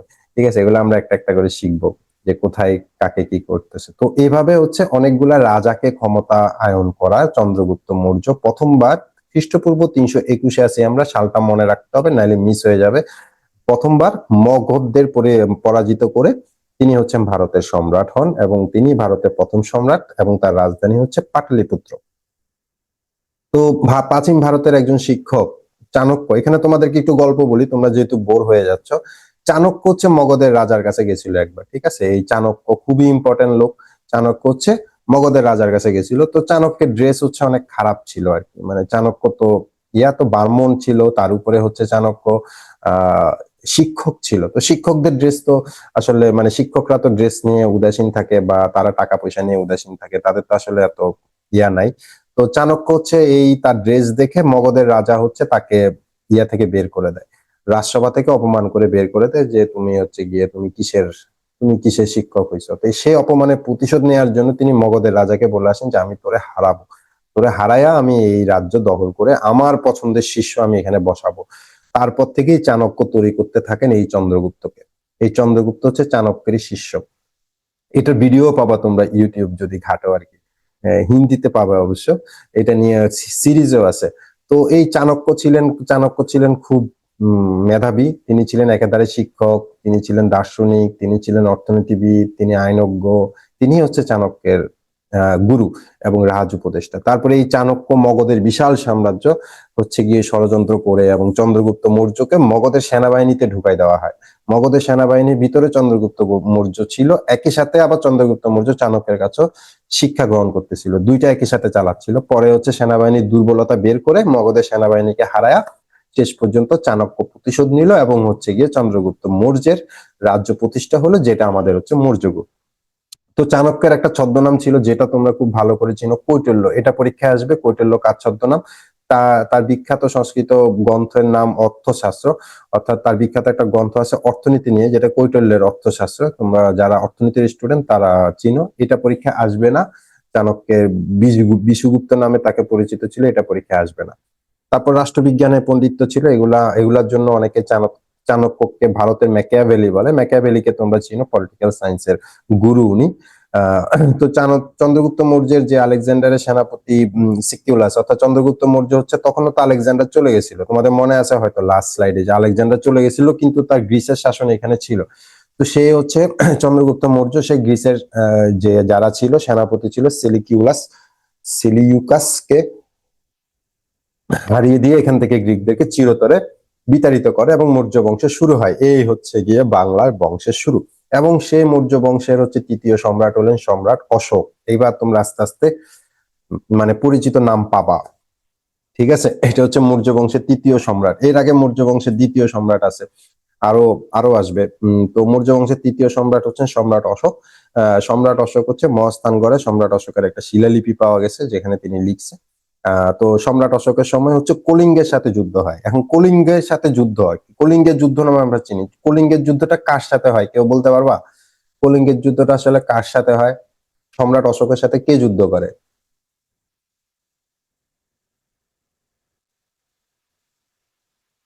আচ্ছা, তোমরা কেউ তো মনে নাই তোমাদের, তাহলে হচ্ছে কলিঙ্গের যুদ্ধটা হচ্ছে কলিঙ্গের সাথেই হয়, রাজা কলিঙ্গের সাথে যুদ্ধ, এই জন্য এটাকে কলিঙ্গের যুদ্ধ বলে। এটা ছিল সম্রাট অশোকের জীবনে গুরুত্বপূর্ণ ঘটনা। প্রায় বলা হয় যে প্রায় 1 লক্ষের উপরে মানুষ এই কলিঙ্গের যুদ্ধে মারা যায়। এখন তোমরা বলবা যে 1 লক্ষ মানুষ তো করোনা তো মারা গেছে, 1 লক্ষ মানুষ মারা যাওয়া কি কোনো ইম্পর্টেন্ট বিষয় হলো? 1 লক্ষ মানুষ মারা যাওয়া তখনকার সময় খুবই ইম্পর্টেন্ট বিষয় ছিল, কারণ তখন এত মানুষ ছিল না। ঠিক আছে, তো এই 1 লক্ষ মানুষ মারা যাওয়ার পরে হচ্ছে গিয়ে অশোকের খুব মানে যেটাকে আমরা আধুনিক ভাষায় বলি ডিপ্রেশন, ঠিক আছে, তো গভীর মনোবেদনা হয়, এবং এই মনোবেদনায় মন খারাপ করে তিনি বুদ্ধ ধর্মে দীক্ষিত হয়ে যান। কারণ তখন হচ্ছে বুদ্ধের একটা মারাত্মক প্রভাব চলতেছিল, এবং হচ্ছে বুদ্ধের প্রভাবে হচ্ছে বৌদ্ধ ধর্মে তিনি দীক্ষা লাভ করেন, এবং এই যে রাজকর্ম ছেড়ে দিয়ে বৌদ্ধ ধর্ম পালন করা শুরু করেন, এবং তার চেষ্টায় বৌদ্ধ ধর্মকে বিশ্ব মর্যাদা দেওয়া হয়। এই জন্য সম্রাট অশোককে বলা হয় বৌদ্ধ ধর্মের কনস্টাইনটাইন কনস্টান্টাইন বলা হয়। এটা পরীক্ষায় আসছে যে বৌদ্ধ ধর্মের কনস্টান্টাইন কাকে বলা হয়, সেটা হচ্ছে সম্রাট অশোককে বলা হয়। তার আগে তোমাকে জানতে হবে যে কনস্টান্টাইন কি, মানে কেন বলা হয়। কোনো কিছু প্রচার করতে গেলেই কনস্টান্টাইন, কিংবা তোমরা অনেকেই শুনবা যে এ হচ্ছে গিয়ে দুর্নীতির কনস্টান্টাইন, বা এ হচ্ছে গিয়ে রাজনীতির কনস্টান্টাইন মানে হচ্ছে একজন সম্রাট ছিলেন তিনি, একজন রোমান সম্রাট ছিলেন, তার নামে হচ্ছে কনস্টান্টাইন, তার নাম ছিল কনস্টান্টাইন, এবং তিনি হচ্ছে গিয়ে খ্রিস্টান ধর্মের হচ্ছে গিয়ে প্রথম রোমান সম্রাট, এবং তিনি খ্রিস্টান ধর্মকে প্রচার করেন। তো এখন এখন যে যাই প্রচার করে তাকেই সেই প্রচারের জন্য নাম দেওয়া হয় কনস্ট্যান্টাইন। স্যার ঠিক আছে, এটা এই জন্য হচ্ছে রাজধানী আসে স্যার এটার কিছু। হ্যাঁ, কিছু স্যার এটা বললা। রাজধানী, জি স্যার এটা রাজধানীও আসে মাঝে মাঝে। হ্যাঁ, ওটা না না বাবা, ওটা হচ্ছে কনস্ট্যান্টাইন নিপল। ঠিক আছে, ওইটা হচ্ছে কনস্ট্যান্টাইন হ্যাঁ নিপল, হ্যাঁ ওটা হচ্ছে তুরস্কের আর কি। জি, ঠিক আছে। আলাদা। তো হ্যাঁ, তো যখন কিছু কেউ প্রচার করে, কথা বলিও না, দরকার হলে মেসেজ দাও, তুমিও দেখবে, সবাই দেখবে, আমিও দেখবো, সমস্যা নাই। তো কোনো কিছু কেউ যখন প্রচার করে তাকে সেটা কনস্ট্যান্টাইন বলা হয়। এটা হচ্ছে কনস্ট্যান্টাইন হচ্ছে রোমান সম্রাটের নাম, তার নাম থেকেই এটা আসছে। তার সময় খ্রিস্ট ধর্মের প্রচার হয়, এবং জেরুজালেমে আজকে যেহেতু মারামারি, ঠিক আছে, জেরুজালেমে মারামারির একটা পক্ষপাতে সেও ছিল। ঠিক আছে, সে হচ্ছে খ্রিস্টান ধর্ম জেরুজালেমে নেওয়া হয়, এবং এই খ্রিস্টান ধর্ম জেরুজালেমে যাওয়ার পরে কিন্তু এই আহ খ্রিস্টানদের যিনি যিশু, তাকে কিন্তু এই ইহুদিরাই মারছে জেরুজালেমে, ঠিক আছে। তো এখানে কিন্তু একটা বিশাল ইতিহাস রচিত আছে, তো আমরা আজকে ইতিহাসে যাব না, অন্যদিন আমরা মজা করে পড়বো। তো মৌর্য সাম্রাজ্যের শেষ ছিল বৃহদ্রথ মৌর্য, তখন এটা আমাদের ইম্পর্টেন্ট না। তো বাণভট্ট হচ্ছে গিয়ে হর্ষচরিত, মানে হর্ষবর্ধনের রাজা হর্ষবর্ধনকে নিয়ে তিনি একটা গ্রন্থ লিখেন, যার নাম হচ্ছে হর্ষচরিত। হর্ষচরিত মানে হচ্ছে হর্ষচরিত্র কেমন ছিল, ভালো ছিল না খারাপ ছিল, এই নিয়ে হচ্ছে হর্ষচরিত। ঠিক আছে, এটা পরীক্ষায় আসে যে হর্ষচরিত কে লিখছেন। তো হর্ষচরিত হচ্ছে বাণভট্ট লিখছেন। তুমি বুঝতেই পারতেছো যে তখন হর্ষবর্ধন ছিল হচ্ছে গিয়ে ক্ষমতায়, তাকে বা তার হচ্ছে গিয়ে সোজা কথা তার চরিত্র নিয়ে লিখছে, মানে হচ্ছে তাকে তেল মারার জন্য লিখছে আর কি, ঠিক আছে। তো এটা হচ্ছে পরীক্ষা আসে যে বাণভট্ট কে লিখছে। তো মোটামুটি এই মৌর্য থেকে যেসব প্রশ্ন আসবে আমি সেগুলো বলে দিলাম, যে মৌর্য থেকে প্রশ্ন আসবে যে চন্দ্রগুপ্ত মৌর্য হচ্ছে মৌর্য সাম্রাজ্যের প্রতিষ্ঠাতা, এটা তোমার পরীক্ষা আসবে। চন্দ্রগুপ্ত মৌর্য কাকে হারাইছে? মগধকে হারাইছে, এটা পরীক্ষা আসবে। পাটালিপুত্র ছিল তার রাজধানী, এটা পরীক্ষা আসবে। ভারতের প্রথম সম্রাট চন্দ্রগুপ্ত মৌর্য, পরীক্ষা আসবে। চন্দ্রগুপ্ত মৌর্যের শিক্ষাগুরু হচ্ছে চাণক্য, চাণক্যের নাম হচ্ছে কৌটিল্য, তার হচ্ছে অর্থশাস্ত্রের বই আছে। তাকে বলা হয় ভারতের মেকিয়াভেলি। কলিঙ্গের যুদ্ধে করছিল সম্রাট অশোক, এই জন্য সম্রাট অশোক যুদ্ধে করছিল কলিঙ্গের সাথে, এরপরে হেরে গেছিল, বৌদ্ধ ধর্ম প্রচার করছে, তাকে বৌদ্ধ ধর্ম কনস্ট্যান্টাইন বলে। এই হচ্ছে বাণভট্ট হর্ষচরিত। এই হচ্ছে এখান থেকে তোমার পরীক্ষায় আসবে, এই 7টা প্রশ্ন থেকে এখান থেকে পরীক্ষায় আসবে। কোনো প্রশ্ন আছে এখানে? এই বাচ্চারা কোনো প্রশ্ন আছে? নাহলে আমরা আগাই, আমাদেরকে অনেক পড়তে হবে।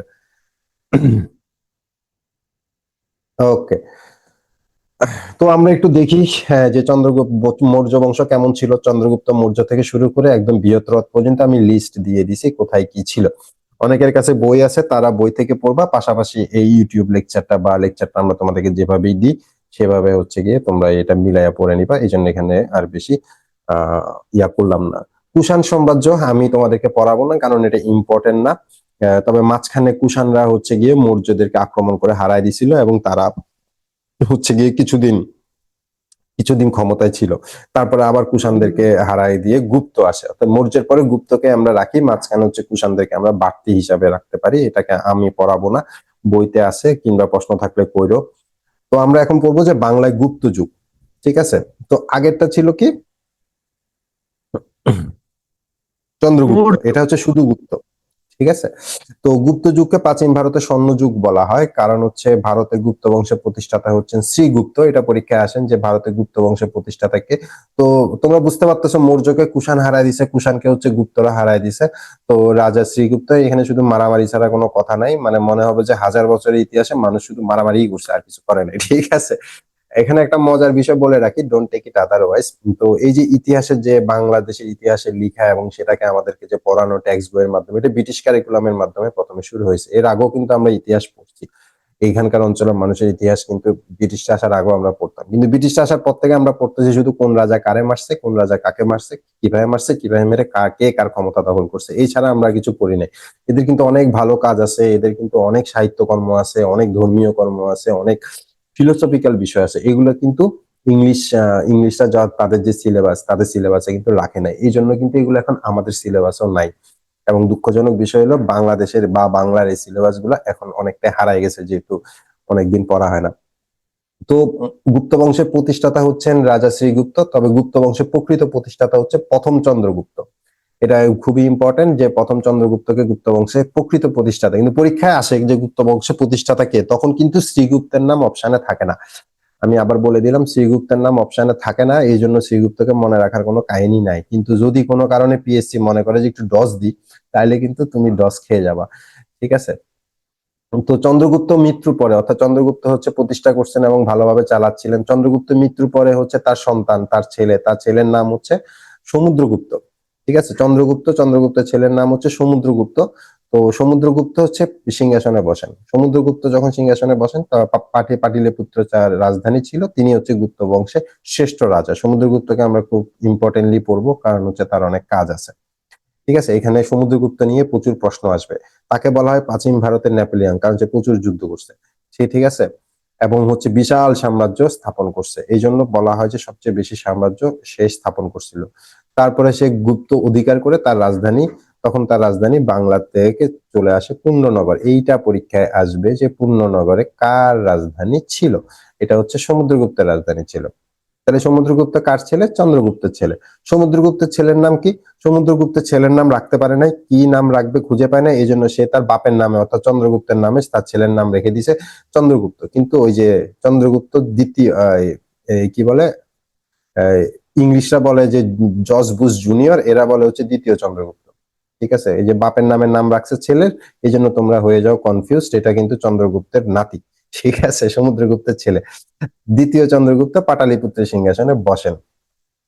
ঠিক আছে, পাটালিপুত্র কিন্তু চন্দ্রগুপ্তের সিংহাসন, চন্দ্রগুপ্তের রাজধানী পাটালিপুত্রের সিংহাসনে বসেন। আর তখন বাংলার রাজধানী ছিল হচ্ছে পূর্ণনগর। তো চন্দ্রগুপ্তের সিংহাসনে যখন দ্বিতীয় চন্দ্রগুপ্ত বসেন, তখন তার উপাধি হয় বিক্রমাদিত্য। আমি আগেই বলছি বিক্রমাদিত্য কখন উপাধি হবে, যখন আরো অনেক সম্রাট তার মধ্যে ঢুকে যাবে, আরো অনেক সম্রাটকে সে চালাইতে পারবে, তখন সে বিক্রমাদিত্য উপাধি নিবে। ঠিক আছে, এবং তার সবাই নবরত্ন ছিল। এটা পরীক্ষা আসে, কার সবাই নবরত্ন ছিল? দ্বিতীয় চন্দ্রগুপ্ত। আচ্ছা, পরীক্ষা যদি দ্বিতীয় না থাকে তাহলে কি করবা? চন্দ্রগুপ্তই আনসার দিয়ে চলে আসবা। তার মধ্যে একজন হচ্ছেন আর্যভট্ট, আর একজন হচ্ছেন বরাহমিহির নামে বিখ্যাত বিজ্ঞানী। বরাহমিহির নিয়ে প্রশ্ন আসে না, আর্যভট্ট নিয়ে প্রশ্ন আসে। আর্যভট্টকে তোমরা চিনো যে আর্যভট্ট শূন্য আবিষ্কার করছে, আর্যভট্ট হচ্ছে আরো অনেক কিছু আবিষ্কার করছে। আচ্ছা, শূন্য শূন্য আবিষ্কার করার আগে কি ছিল কেউ বলতো? তাহলে শূন্য আবিষ্কার করার আগে তো শূন্য ছিল না, তাহলে তখন কিভাবে লিখতো? জানো কেউ? না, এইভাবে তো স্যার চিন্তা করি নাই। তাহলে এটা চিন্তা করে বলো যে শূন্য কেন আবিষ্কার করা লাগছে? শূন্য আবিষ্কার করা লাগছে 9-এর পরে 11, মাঝখানে যে 10 লিখবে, 10 লিখতে পারতেছিল না। ঠিক আছে, তো 10 লিখতে না পারার প্রবলেমের কারণে, এবং 100 লিখতে পারতেছিল না।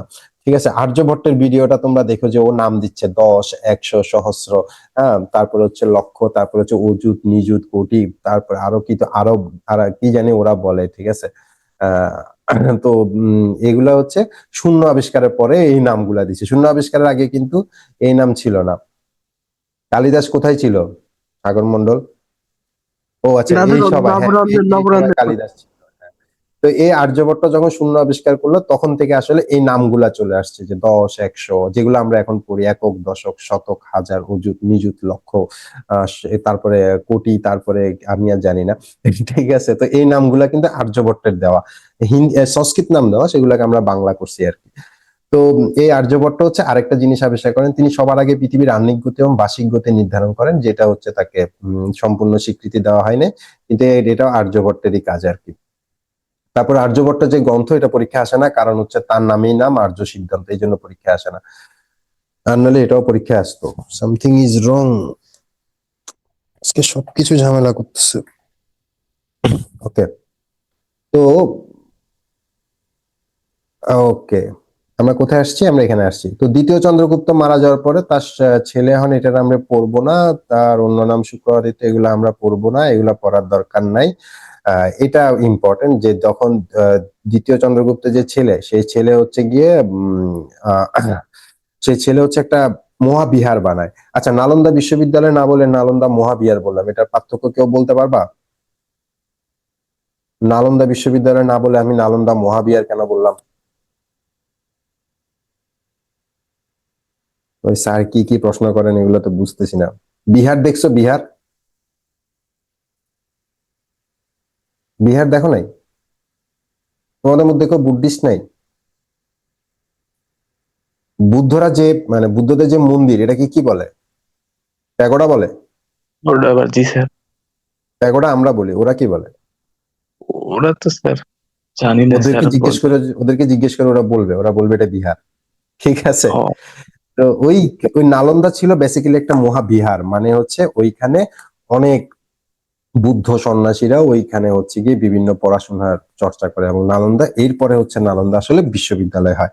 ঠিক আছে, বা অনেক বড় একটা লাইব্রেরি, এত বড় লাইব্রেরি বলা হয় যে নালন্দাতে প্রায় প্রায় হচ্ছে গিয়ে 1 লক্ষের উপরে বই ছিল, এত বড় লাইব্রেরি ছিল।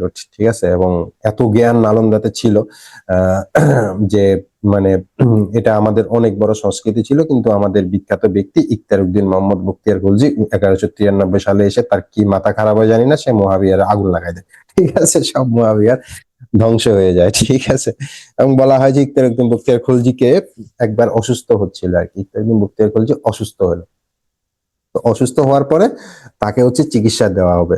ঠিক আছে, এই হোসেন মিয়া বসে বসে কি করতেছেন? আপনি ভিডিও অন করে রাখছেন? দাদা আগের দিন একটা ভিডিওতে দেখলাম, বললো যে 90 লক্ষ বই ছিল নালন্দা বিহারে। আসলে আমি এই রেফারেন্স পাই নাই। ঠিক আছে, 90 লক্ষ বই থাকা সম্ভব না, 1 কোটি বই থাকা সম্ভব না, তবে 1 লক্ষ বই হচ্ছে গিয়ে মোটামুটি ছিল, আমি এই রেফারেন্স পাইছি। তো ওইখানে হচ্ছে গিয়ে যখন খিলজির হচ্ছে গিয়ে অসুস্থ হয়, তখন খিলজিকে ওইখান থেকে হচ্ছে গিয়ে ইয়া নিয়ে আসে আর কি। মানে একজন কবিরাজকে নিয়ে আসেন নালন্দা মহাবিহারের। তো উনি বলেন যে আমি আপনার চিকিৎসা করবো। খিলজি বলে যে না, আমি তো আপনার চিকিৎসা নিব না, আপনার চিকিৎসা আমি জীবনও নিব না, আপনি হচ্ছে বিধর্মী, আপনার চিকিৎসা আমি নিব না। বলে আচ্ছা ঠিক আছে, আপনি আমার একটা কোরআন দেন। কোরআন তো পড়েন? তো অবশ্যই কোরআন পড়ি, বলে আমাকে একটা কোরআন দেন। তো কোরআন দেওয়া হলো, কোরআনটা উনি নিয়ে গেছে ওনার সাথে করে। তারপরে উনি কোরআনটা ফেরত দিছে, ফেরত দিয়ে উনি বললো যে এই কোরআনটা প্রতিদিন আপনি 15 পৃষ্ঠা করে পড়বেন। ঠিক আছে, এটাই হচ্ছে আপনার ট্রিটমেন্ট। প্রতিদিন 15 পৃষ্ঠা করে করা করে হচ্ছে খিলজি সুস্থ হয়ে গেছে। এখন তুমি বলো তো কেমনে সুস্থ হয়েছে? কেউ কি বলতে পারবা? স্যার কোরআনের পাতায় ওষুধ রাখছিল স্যার। হ্যাঁ, তুমি আগে ক্লাস করছো, তোমার বলার দরকার নেই। কোরআনের পাতায় হচ্ছে ওষুধ লাগাই দিছে। হ্যাঁ, ওষুধ লাগানোর পরে হচ্ছে উনি যখন কোরআন উল্টাচ্ছে, তখন হচ্ছে উনার নাকে স্মেল আসতেছে, তারপরে হাতে ইয়া নিয়ে স্পিড নিয়ে উনি হচ্ছে স্পিডিং করতেছে, ওটা উনার মুখে যাচ্ছে। এভাবে উনি সুস্থ হয়ে গেছে। তো সুস্থ হয়ে যাওয়ার পরে উনি যখন ডাকলো যে আপনি কি ওষুধ দিচ্ছেন বলেন তো, তো উনি বলে যে আমি আপনার বইয়ের পাতায়, এই কোরআনের পাতায় আমি ওষুধ মিক্স করে দিচ্ছি, যেটা আপনার সুস্থ করে তুলো। তো বলে যে যার কাছে এই টেকনোলজি আছে, এত অ্যাডভান্স টেকনোলজি আছে, হচ্ছে গিয়ে এই ওষুধ হচ্ছে যে কোনো জায়গায় মিক্স করে ফেলা যায়, তাহলে তো খুবই ডেঞ্জারাস বিষয়। যা হোক, এরপরে এসে সে বিশ্ববিদ্যালয়টা ভেঙে দিছে, পুড়ে দিছে, সব বই দাও দাও করে আগুন লাগাই দিছে। ঠিক আছে, এটাই গল্প আর কি। আমি যতদূর জানি তোমাদেরকে বললাম, ইতিহাস আমি খুব যতদূর পড়ি আর কি, ততদূরের মধ্যে পড়লাম। ওকে, তো এরপরে হচ্ছে যখন নালন্দা বিশ্ববিদ্যালয় ধ্বংস করে ফেলা হয়, এরপরে 2014 সালের 1 সেপ্টেম্বর এসে নালন্দা আন্তর্জাতিক বিশ্ববিদ্যালয় পুনরায় প্রতিষ্ঠা করা হয়। ঠিক আছে, তো এরপরে হচ্ছে 6শ শতকের প্রথম দিকে এসে হচ্ছে গুপ্ত সাম্রাজ্যের পতন হয়ে যায়, এবং এই পতনের কারণ হচ্ছে যাযাবর জাতি হুন হুনদের আক্রমণে তারা টুকরো টুকরো হয়ে যায়। ঠিক আছে, তো এটা হচ্ছে গুপ্ত সাম্রাজ্য। এখান থেকে তাহলে কি কি প্রশ্ন আসবে? প্রশ্ন আসবে হচ্ছে প্রতিষ্ঠাতা কে ছিলেন? শ্রীগুপ্ত। তবে প্রথম প্রকৃত প্রতিষ্ঠাতা হচ্ছে প্রথম চন্দ্রগুপ্ত। রাজধানী ছিল হচ্ছে পাটলিপুত্র। আর হচ্ছে গিয়ে প্রাচীন ভারতের নেপোলিয়ন বলা হয় চন্দ্রগুপ্তকে। তারপরে হচ্ছে তখন বাংলার রাজধানী ছিল পূর্ণনগর। তার মৃত্যুর পরে দায়িত্ব নেন হচ্ছে সমুদ্রগুপ্ত। সমুদ্রগুপ্তের পরে দায়িত্ব নেন হচ্ছে দ্বিতীয় চন্দ্রগুপ্ত। দ্বিতীয় চন্দ্রগুপ্তকে বলা হয় বিক্রমাদিত্য। এবং হচ্ছেন তার নবরত্ন ছিল, তার মধ্যে কালিদাস ছিল, তার মধ্যে আর্যভট্ট ছিল, তার মধ্যে হচ্ছে গিয়ে বাহারমিহির ছিল। আর্যভট্টের আহ্নিক গতি ছিল, বার্ষিক গতি ছিল, তার হচ্ছে গিয়ে একটা শূন্য আবিষ্কার ছিল। বায়ামিরও জ্যোতির্বিদ ছিল। তার বিখ্যাত গ্রন্থ হচ্ছে বৃহৎ সংহিতা। এটা তোমরা ভালো করে পড়বা। এই হচ্ছে গিয়ে তোমাদের প্রশ্ন। এখান থেকে নালন্দা মহাবিহার বা নালন্দা বিশ্ববিদ্যালয় কে প্রতিষ্ঠা করেন? দ্বিতীয় চন্দ্রগুপ্তের পরে হচ্ছে গিয়ে তার ছেলে প্রতিষ্ঠা করেন। এটা পরীক্ষা আসে কোন যুগে প্রতিষ্ঠিত হয়। এখান থেকে একটা প্রশ্ন পাবা। এখন পর্যন্ত আমরা 3টা প্রশ্ন ক্লিয়ার করলাম। ক্লিয়ার? কোনো প্রশ্ন আছে? না। মেসেজ দাও। ওকে, এবার একটু ইন্টারেস্টিং লাগতেছে না এখনো বোরিং লাগতেছে? মেসেজ দিয়ে বলো, আমরা আগাইতে থাকি। গুপ্ত বংশের পুরা তালিকা দিয়ে দিলাম। গুপ্ত বংশে কি ছিল এটা আর আমি না পড়াই। ঠিক আছে, এবার আমরা হচ্ছে গুপ্ত পরবর্তী যুগ। তো যখন গুপ্তদেরকে হানরা অ্যাটাক করে, অর্থাৎ যাযাবর জাতিরা অ্যাটাক করে, তখন আসলে যেহেতু কোনো সুনির্দিষ্ট শক্তি বা সুনির্দিষ্ট সম্রাট বা রাজা অ্যাটাক করে হারাইতে পারে নাই, ওই হানরা হচ্ছে যাযাবর, ওরা গেরিলা আক্রমণ করতে পারে, ওরা হচ্ছে অ্যাটাক করে যখন এভাবে হারাই ফেলে, তখন হচ্ছে গিয়ে একটা অরাজকতা সৃষ্টি হয়। তখন বাংলা 2 ভাগে ভাগ হয়ে যায়। আমরা কিন্তু শুধু বাংলা নিয়ে আলোচনা করতেছি। আমরা হচ্ছে গিয়ে তখন এই ইয়ার রাজস্থানের কি হয়, তখন হচ্ছে গিয়ে তোমার পাকিস্তানের কি হয়, মিয়ানমারের কি হয়, এগুলা নিয়ে কিন্তু আমরা আলোচনা করবো না। ঠিক আছে, তো গুপ্ত সাম্রাজ্যের পতনের পরে বাংলা 2টি স্বাধীন রাজ্য হয়, যার মধ্যে একটা হচ্ছে বঙ্গ আর দ্বিতীয়টার নাম হচ্ছে গৌড়। সামওয়ান ইজ টকিং, কেউ একজন কথা বলতেছে। Okay, তো হচ্ছে বাবারে। তো হচ্ছে গিয়ে গুপ্ত সাম্রাজ্যের তখন বাংলা 2টা ভাগে ভাগ হয়ে যায়। এখান থেকে তোমাকে বুঝতে হবে যে এখন হচ্ছে গিয়ে বাংলা বলতে আমরা 2টা বাংলাকে বুঝবো। একটা হচ্ছে প্রাচীন বঙ্গরাজ্য, আরেকটা হচ্ছে গৌড়, মানে আমাদের এরিয়া এবং ওই এরিয়া। বারবার আনমিউট করো, আমি বারবার তোমাদেরকে মিউট করি আর তোমরা বারবার আনমিউট করো। কি হয়েছে তাহমিনা? তো হচ্ছে গিয়ে এই 2টা ভাগে ভাগ হয়ে যায় এবং তখন প্রাচীন রাজারা তামার পাতে খোদাই করে বিভিন্ন নির্দেশনা দিত, যেটাকে বলতো তাম্র শাসন। মানে তখন তো রাজারা স্বাধীন হয়ে গেছে, ঠিক না? কারণ রাজাদের উপরে তো নাই, সম্রাট নাই। ঠিক আছে, তো সম্রাট না থাকার কারণে হচ্ছে তারা স্বাধীন, তারা রাজা হয়ে গেছে। এই জন্য তারা নিজেরাই কিন্তু মানে তাদের শাসন যেগুলা, ঠিক আছে, তারা হচ্ছে গিয়ে স্বাধীন বঙ্গরাজ্য এরকম 7টা তাম্রলিপি পাওয়া গেছে। তামার উপরে লিখে তারা মেসেজ পাঠাতো যে কালকে থেকে আহ কর বাড়ায় দেওয়া হলো এত টাকা। হুম, এখন থেকে চুরি করলে হাত কেটে ফেলা হবে। হুম, এখন থেকে জমিদারদেরকে এত করে কর দিতে হবে। এগুলা তারা লিখে লিখে পাঠাইতো আর কি। কয়েকটা তাম্রলিপির ছবি দেখাইতে পারলে তোমাদেরকে ভালো হইতো। তো তখন যারা গুপ্ত রাজধানী রাজাদের অধীনে যারা বড় বড় অঞ্চলের শাসনকর্তা ছিল, গুপ্ত রাজাদের তো হান্ডা মেরে তাড়ায় দেয়। তখন যারা শাসনকর্তা ছিল তখন তারা নিজেদেরকে বলতো মহাসামন্ত। এই যে আর একটা ওয়ার্ড চলে আসলো, যেটাকে আমরা এখন বলি হচ্ছে গিয়ে সামন্ত প্রথা। হ্যালো, হ্যাঁ, ক্লাসে আমি পরে ফোন দিচ্ছি। হ্যাঁ, যেটাকে আমরা এখন কি বলি, এখন আমরা বলি সামন্ত প্রথা। এইটা এখান থেকে আসছে, অর্থাৎ যার কাছে অনেক অনেক যে রাজা ছিল, যত বড় রাজা ছিল তাকে হচ্ছে গিয়ে মহাসামন্ত বলতো। এরপরে হচ্ছে গিয়ে আরেকটা ওয়ার্ড ঢুকে যায়, সামন্ত, মহাসামন্ত, তারপরে রাজা, তারপরে সম্রাট। তো সেখানের মধ্যে একজন মহাসামন্ত ছিল শশাঙ্ক। এটা বোঝার চেষ্টা করো, শশাঙ্ক কিন্তু ছিল একজন মহাসামন্ত, অর্থাৎ গুপ্ত রাজা মহাসেন গুপ্তের একজন মহাসামন্ত। আরো ভালো করে পড়ো লাইনটা, তাইলে তোমরা বুঝতে পারবে যে আসলে শশাঙ্ক কে ছিল। শশাঙ্ক তখন গুপ্ত শাসনের আন্ডারে একজন মহাসামন্ত ছিল। তো গুপ্ত শাসনের আন্ডারে তো থাকবে না, রাজা থাকবে, কারণ গুপ্ত তো সম্রাট। গুপ্ত সম্রাট না, সম্রাটের আন্ডারে কে কে থাকবে? রাজা থাকবে। তো সম্রাটের আন্ডারে রাজা ছিল গুপ্ত রাজা, গুপ্ত রাজা মহাসেন। সম্রাটকে বলা হতো গুপ্ত সম্রাট, গুপ্ত সম্রাটের রাজাকে বলা হতো গুপ্ত রাজা। গুপ্ত রাজার আন্ডারে যারা ছিল তারা ছিল মহাসামন্ত। ঠিক আছে, তো মহাসামন্তের হচ্ছে গিয়ে মহাসেনের আন্ডারে একজন মহাসামন্ত হচ্ছে শশাঙ্ক। এইখানে তোমাদেরকে বুঝতে হবে তখন শশাঙ্ক গৌড়ের রাজা করা হয় হচ্ছে 606 খ্রিস্টাব্দের কিছু আগে। তিনি হচ্ছে গিয়ে তখন গৌড়ে এসে প্রাচীন অবিভক্ত যত বাংলা জনপদ আছে সবগুলাকে এক করে ফেলেন এবং সবগুলার নাম দেন হচ্ছে গৌড়। এই শুরু হলো নতুন কাহিনী।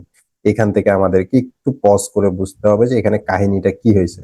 উনি হচ্ছে রাজা তখন যখন উনি দেখলো যে উনাকে শাসন করার জন্য নাই, রাজা নাই, তখন উনি সবগুলাকে এক করে ফেললেন। প্রাচীন জনপদ বাংলার যত জনপদ আছে সবগুলাকে এক করে তিনি তার নাম দিলেন গৌড় এবং গৌড় দিয়ে তিনি সেখানে নিজেকে রাজা ঘোষণা করে দিলেন। ঠিক আছে, এখন বলো তিনি কোন জায়গার এরিয়াতে রাজা ঘোষণা করলেন?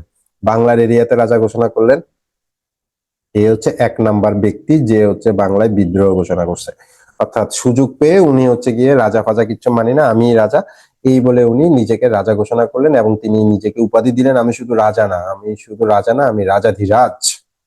ঠিক আছে, অর্থাৎ যেহেতু আমি এতগুলো জনপদকে এক করছি সুতরাং আমাকে রাজা বলা যাবে না, আমাকে বলতে হবে রাজাধিরাজ। তো এখান থেকে প্রশ্ন আসে যে প্রাচীন ভারতের সবগুলা জনপদকে কে প্রথম এক করেন? তিনি হচ্ছেন শশাঙ্ক করেন। এখান থেকে প্রশ্ন আসে শশাঙ্কের উপাধি কি? রাজাধিরাজ। তখন তিনি প্রাচীন বাংলা প্রথম স্বাধীন এবং সার্বভৌম রাজা। এই ওয়ার্ডটা আরো ইম্পর্টেন্ট, তিনি হচ্ছে বাংলার প্রথম স্বাধীন ও সার্বভৌম রাজা। এই যে বাংলার কালচার, আমি এখান থেকে তোমাকে বোঝানো শুরু করবো যে বাংলার কালচার হচ্ছে যেখানে খাবে সেখানে ছিদ্র করবে। মানে হচ্ছে তুমি যদি কাউকে বিশ্বাস করে তোমার কোম্পানিতে রাখো, সে তোমার কোম্পানি নিয়ে চলে যাবে। ঠিক আছে, বাংলার কালচার এখান থেকে শুরু, যে সে স্বাধীন ঘোষণা করা শুরু করছে এবং এই জন্য বাংলাকে বলে বগলাকপুর, মানে যে আসে সে বিদ্রোহ করে। ঠিক আছে, উপাধি কেউ দেয় নাই, সে নিজেই নিজেকে উপাধি দিছে। ঠিক আছে, তখন শশাঙ্কের রাজধানী ছিল কর্ণ সুবর্ণ, রাজধানীও চেঞ্জ করে নিয়ে আসেন কর্ণ সুবর্ণ, এটি বর্তমানে মুর্শিদাবাদ জেলায়। এই হচ্ছে শশাঙ্ক থেকে 4টা প্রশ্ন আসবে। তারপর হচ্ছে হর্ষবর্ধনের পুষ্যভূতি বংশের শ্রেষ্ঠ রাজা, এটা আমাদের পড়ার দরকার নাই। তার সময় কোন ছিল রাজধানী? বিশাল। ওই যে বানভট্টের কথা বললাম, যিনি হচ্ছে হর্ষবর্ধনকে তেল মারার জন্য যে গ্রন্থটা লিখছিলেন হর্ষচরিত্র, যদি এটার নাম এখানে ভুল হয়েছে, এটার নাম হচ্ছে হর্ষচরিত। তাহলে এখান থেকে হচ্ছে গুপ্ত পরবর্তী যুগে কি হয়েছে? গুপ্ত পরবর্তী যুগে কি হয়েছে? গুপ্ত পরবর্তী যুগে রাজারা সব স্বাধীন হয়ে গেছে, মহাসামন্তরা সব স্বাধীন হয়ে গেছে, কোন মহাসামন্ত রাজা হয়ে গেছে, কোন রাজাকে মেরে ফেলছে, এই টাইপের বিষয়গুলো চলতেছে। তখন একজন মহাসামন্ত শশাঙ্ক, তার হচ্ছে গিয়ে এই প্রশ্নগুলো তোমাদের পরীক্ষায় আসবে। ক্লিয়ার? এখান থেকে 1 নাম্বার পাবা। রাজাধিরাজ মানে কি তাহলে? রাজাদের রাজা? রাজাধিরাজ মানে উনি কয়েকজন রাজাদের মধ্যে শ্রেষ্ঠ রাজা, এটা হচ্ছে রাজাধিরাজ, রাজাদের রাজা না। ঠিক আছে, উনি কয়েকজন রাজাদের মধ্যে উনি শ্রেষ্ঠ রাজা। ওকে, কর্ণ সুবর্ণ আছে এখনো? হ্যাঁ, মুর্শিদাবাদে আছে এখনো কর্ণ সুবর্ণ। তো এই যে ইয়া চলতেছে বাংলায়, যে কাহিনী চলতেছে, ঠিক আছে, এইখানে মাঝখানে একটা স্লাইড কি মিস গেছে? না, মিস যায় না। তো এখানে যে শশাঙ্কের সময় যে কাহিনী চলতেছে, এটা তোমরা বুঝতেছো, শশাঙ্কের সময় আসলে সঠিকভাবে ছিল না, কি ছিল না? রাজ্য ছিল না, সম্রাট ছিল না, রাজা ছিল না, যার কারণে হচ্ছে চারদিকে মারাত্মক বিশৃঙ্খল পরিস্থিতি বিরাজ করতেছিল। ঠিক আছে, তো সবাই মিলে মারামারি করতেছিল, যে যাকে পারে তাকে মারতেছিল। এটার নাম হচ্ছে সামন্ত রাজারা তখন প্রত্যেকেই বাংলার রাজা হতে চাচ্ছেন, শশাঙ্ককে মারতে চাচ্ছেন এবং মেরেও ফেলছে। ঠিক আছে, তো এভাবে মারামারি করতে করতে ওনারা সবাই সবার সাথে মারামারি করতেছে। এই যে মারামারি করতেছে, এই মারামারিটাকে বলা হয়, হ্যাঁ, কি বলা হয়? মাৎস্যন ন্যায়। অর্থাৎ বড় বড় মাছ ধরে ধরে ছোট ছোট মাছকে খেয়ে ফেলবে, এটা হচ্ছে মাৎস্যন ন্যায়। এটা হচ্ছে মাছের যে মাছের যে জগৎ, মাছের জগতের নিয়ম হচ্ছে বড় মাছ ছোট মাছকে খেয়ে ফেলবে। হ্যাঁ, এই যে মানে এখানে বড় রাজারা ছোট রাজাদেরকে খেয়ে ফেলবে এবং খেয়ে তার রাজ্যে ঢুকাই ফেলবে। এই যে একটা অবস্থা চলতেছিল, এই অবস্থাটাকে বলা হয় হচ্ছে মাৎস্যন ন্যায় অবস্থা। ঠিক আছে, এবং এই অবস্থাটা তখন চলতেছিল শশাঙ্কের পরে। শশাঙ্ক কিছুটা কন্ট্রোল করতে পারছিল, এই জন্য সে রাজাধিরাজ আর কি। তো হ্যাঁ, রূপক অর্থে ব্যবহৃত হয়েছে। তো পুকুরের বড় মাছ ছোট মাছদেরকে খেয়ে ফেলতেছে বড় সামন্তরা। এখানে কিন্তু সামন্ত রাজা বলতেছে বারবার, মহাসামন্ত না, কিন্তু সামন্তের উপরে হচ্ছে মহাসামন্তের উপরে হচ্ছে, এটা কিন্তু সবাই রাজা। সামন্তরা তখন নিজেদেরকে রাজা ঘোষণা করে দিছে। সামন্তরা আগে রাজার আন্ডারে ছিল, তোমরা আগে স্লাইডে দেখছো, কিন্তু এখন তারাই রাজা হয়ে গেছে। ঠিক আছে। তো এরকম মহাসামন্তরা একটু পাওয়ারফুল ছিল, আর বাকিরা হচ্ছে গিয়ে মহাসামন্তকে মেরে পাওয়ার দখল করার ধান্দায় ছিল। তো ফাইনালি হচ্ছে 756 খ্রিস্টাব্দে অর্থাৎ অষ্টাদশ শতাব্দীর মধ্যভাগে হচ্ছে গিয়ে ফাইনালি হচ্ছে বাংলার অরাজক পরিস্থিতির অবসান ঘটে, যখন পালরা এসে তাদের রাজত্ব দখল করে এবং বাংলাকে উদ্ধার করে। এবং প্রথম রাজা ছিলেন রাজা গোপাল, এটা পরীক্ষায় আসবে। তারপরে হচ্ছে বংশানুক্রমিক ভাবে পালদের হচ্ছে গিয়ে এভাবে চলতেই থাকে একটানা 400 বছর তারা শাসন করে। ঠিক আছে, এরা আবার ওই পাল না যে পাল তোমরা লিখো এখন তোমাদের বন্ধু বান্ধব আছে না, এই পাল সেই পাল, আবার মনে করে না যে ওরা সেই গোপালের বংশধর। ঠিক আছে, আহ, আহ, যখনই কোনো বংশ যখনই কোনো বংশ বা ক্ষমতা তোমার স্প্রেড করে, মানে বংশ বা ক্ষমতা যখন কি হয় অনেক শক্তিশালী হয়, তখন অনেকে ওই টাইটেলটা গ্রহণ করে। যেমন তোমাদের অনেকে দেখবে যে টাইটেল আছে চৌধুরী, কিন্তু দেখি চৌধুরী বংশ দেখবা যে খোঁজ নিয়ে দেখবা যে চৌধুরীর আগে আরেকটা টাইটেল আছে। ঠিক আছে, ওরা ওইরকম ওই যে সিনেমায় বলে যে আমি চৌধুরী বংশের ছেলে, ঠিক আছে, আমার গায়ে চৌধুরী বংশের রক্ত, আমি আপনার ভিক্ষা গ্রহণ করব না, এই টাইপের চৌধুরী না ওরা। ওরা হচ্ছে চৌধুরীটাকে গ্রহণ করছে, টাইটেলটাকে গ্রহণ করছে। তো এরকম হয় যখন বড় বড় টাইটেল হয়, তখন বড় বড় টাইটেলকে অনেকে গ্রহণ করে, যেটা আজকে অনেকে পাল পাল বংশের আছে, ওরকম বড় টাইটেলেরই অংশ আর কি। তো পাল রাজাদের মধ্যে সর্বশ্রেষ্ঠ রাজা ছিলেন ধর্মপাল, এটা পরীক্ষায় আসবে, এটা মনে রাখতে হবে যে ধর্মপাল পাল রাজাদের মধ্যে সবচেয়ে বড় রাজা ছিলেন, মানে সবচেয়ে বিখ্যাত রাজা ছিলেন, সবচেয়ে শ্রেষ্ঠ রাজা ছিলেন। কোনটা করবো এটাই তো বুঝতেছি না, আমি কি তোমাদেরকে পড়াবো না এডমিট করাবো? তো ধর্মপাল হচ্ছে গিয়ে তখন পুরা ভারতবর্ষে প্রায় উত্তর ভারতে, যেটা উত্তর ভারত বলি আমরা, সে আধিপত্য বিস্তার করে। এবং পাল বংশ, রাজপুত, প্রতিহিংসা বংশ, তৃতীয়টি, এগুলার পড়ার দরকার নেই। এখান থেকে কি কি প্রশ্ন আসবে বলে দিলাম। ওকে, বেশি পড়ার দরকার নাই, যেগুলো পরীক্ষা আসবে শুধু এগুলো পড়লেই হবে। ত্রিশক্তি সংঘর্ষণ, নওগাঁ সোমপুর বিহার নির্মাণ করেন ধর্মপাল, এটা পরীক্ষায় আসবে যে নওগাঁ বিহার। ধর্মপাল কিন্তু হিন্দু, আবার ভাইবো না যে ও বিহার নির্মাণ করছে বলে ও মুসলিম, বা ও হচ্ছে সরি ও বুদ্ধ, কিন্তু বুদ্ধ না, ও হিন্দু। ঠিক আছে। আরেকজন তথ্য দিল ধর্মপালের উপাধি ছিল Vikramshila. Thank you for the information, but পড়তে হবে না, দরকার নাই। ঠিক আছে, পাল পাল আমলে মহিপালের এটা শুধু পড়ো, নওগাঁর যে আমরা যে পাহাড়পুর সোমপুর বিহারে যাই, সে সোমপুর বিহার নির্মাণ করেন হচ্ছেন ধর্মপাল। ঠিক আছে, এরপরে আমরা একটা বিদ্রোহের নাম দেখবো, বরেন্দ্র বিদ্রোহ। এটা হচ্ছে দ্বিতীয় পাল মহিপালের সময় হয়। মহিপালের নাম তোমরা এখনো দেখবা, ফেনীতে একটা জায়গা আছে, নাম হচ্ছে মহিপাল। ঠিক আছে, তো মহিপালের যে মৃত্যু ঘটে এই বিদ্রোহের ফলে, এই বিদ্রোহকে বলা হয় কৈবর্ত বিদ্রোহ। তো এই জন্য এটা পরীক্ষায় আসে যে কৈবর্ত বিদ্রোহ কে হন এবং কৈবর্ত বিদ্রোহের নেতা কে ছিলেন। কৈবর্ত বিদ্রোহের বিপ্লবের নেতা ছিলেন দিব্য। ঠিক আছে, এর মধ্যে একজন ছিল রামপাল। রামপালের হচ্ছে দিনাজপুরে তোমরা যারা গেছো, সেখানে একটা রামসাগর আছে। কুমিল্লাতে তোমরা দেখছো একটা ধর্মসাগর আছে, সেটা ধর্মপালের করা। তো তোমরা বুঝতেই পারতেছো পুরা বাংলা জুড়ে অনেক কাজ করছে। সেখানের মধ্যে শেষ রাজা ছিল মদন পাল। ঠিক আছে, হ্যাঁ হ্যাঁ, এগুলা তো যায় না।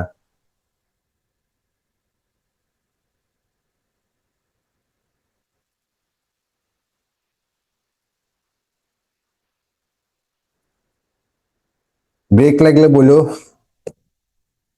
ওকে, পাল বংশের পুরা চিত্র তোমাদেরকে দিয়ে দিলাম। সময় নষ্ট না করি শেষ জায়গায় চলে আসছি, সেন বংশের ইতিহাস। তো সেন বংশের প্রতিষ্ঠাতা হচ্ছেন সামন্ত সেন। তিনি রাজ্য প্রতিষ্ঠা না করায় সেন বংশের প্রথম রাজার মর্যাদা দেওয়া হয় তার ছেলে হেমন্ত সেনকে। ঠিক আছে, হেমন্ত সেন হচ্ছে গিয়ে সেন বংশের প্রথম রাজা, কিন্তু সেন বংশের প্রতিষ্ঠাতা হচ্ছে সামন্ত সেন। এই সামন্ত নামটা তোমরা বুঝতে পারতেছো যে উনি আসলে নিজেও একটা সামন্ত ছিল, এই জন্য ওনার নাম হচ্ছে সামন্ত সেন। তবে শ্রেষ্ঠ রাজা ছিল বিজয় সেন, এটা পরীক্ষায় আসে নাই। তো বল্লাল সেনের পুত্র হচ্ছে লক্ষণ সেন। লক্ষণ সেনকে তোমরা ভালো করে চিনো, সবচেয়ে যাকে তোমরা ভালো করে চিনো সে হচ্ছে লক্ষণ সেন। ঠিক আছে, তিনি হচ্ছে বল্লাল সেনের পুত্র। 1205 পর্যন্ত তিনি বাংলা শাসন করেন। এইখানেই মূল কনফিউশনটা হয় যে তাহলে ঘটনাটা কি হয়, যে 1204 সালে ইখতিয়ারউদ্দিন মোহাম্মদ বখতিয়ার খলজি যখন বাংলায় আক্রমণ করেন, তখন বাংলার রাজা ছিলেন লক্ষণ সেন। অনেকে বলায় তিনি দুপুরে খেতে বসছিলেন, 17 জন সৈন্যবাহিনী নিয়ে ইখতিয়ারউদ্দিন বখতিয়ার খলজি বাংলাকে আক্রমণ করেন, 17 জন অশ্বারোহী সাহিনী নিয়ে।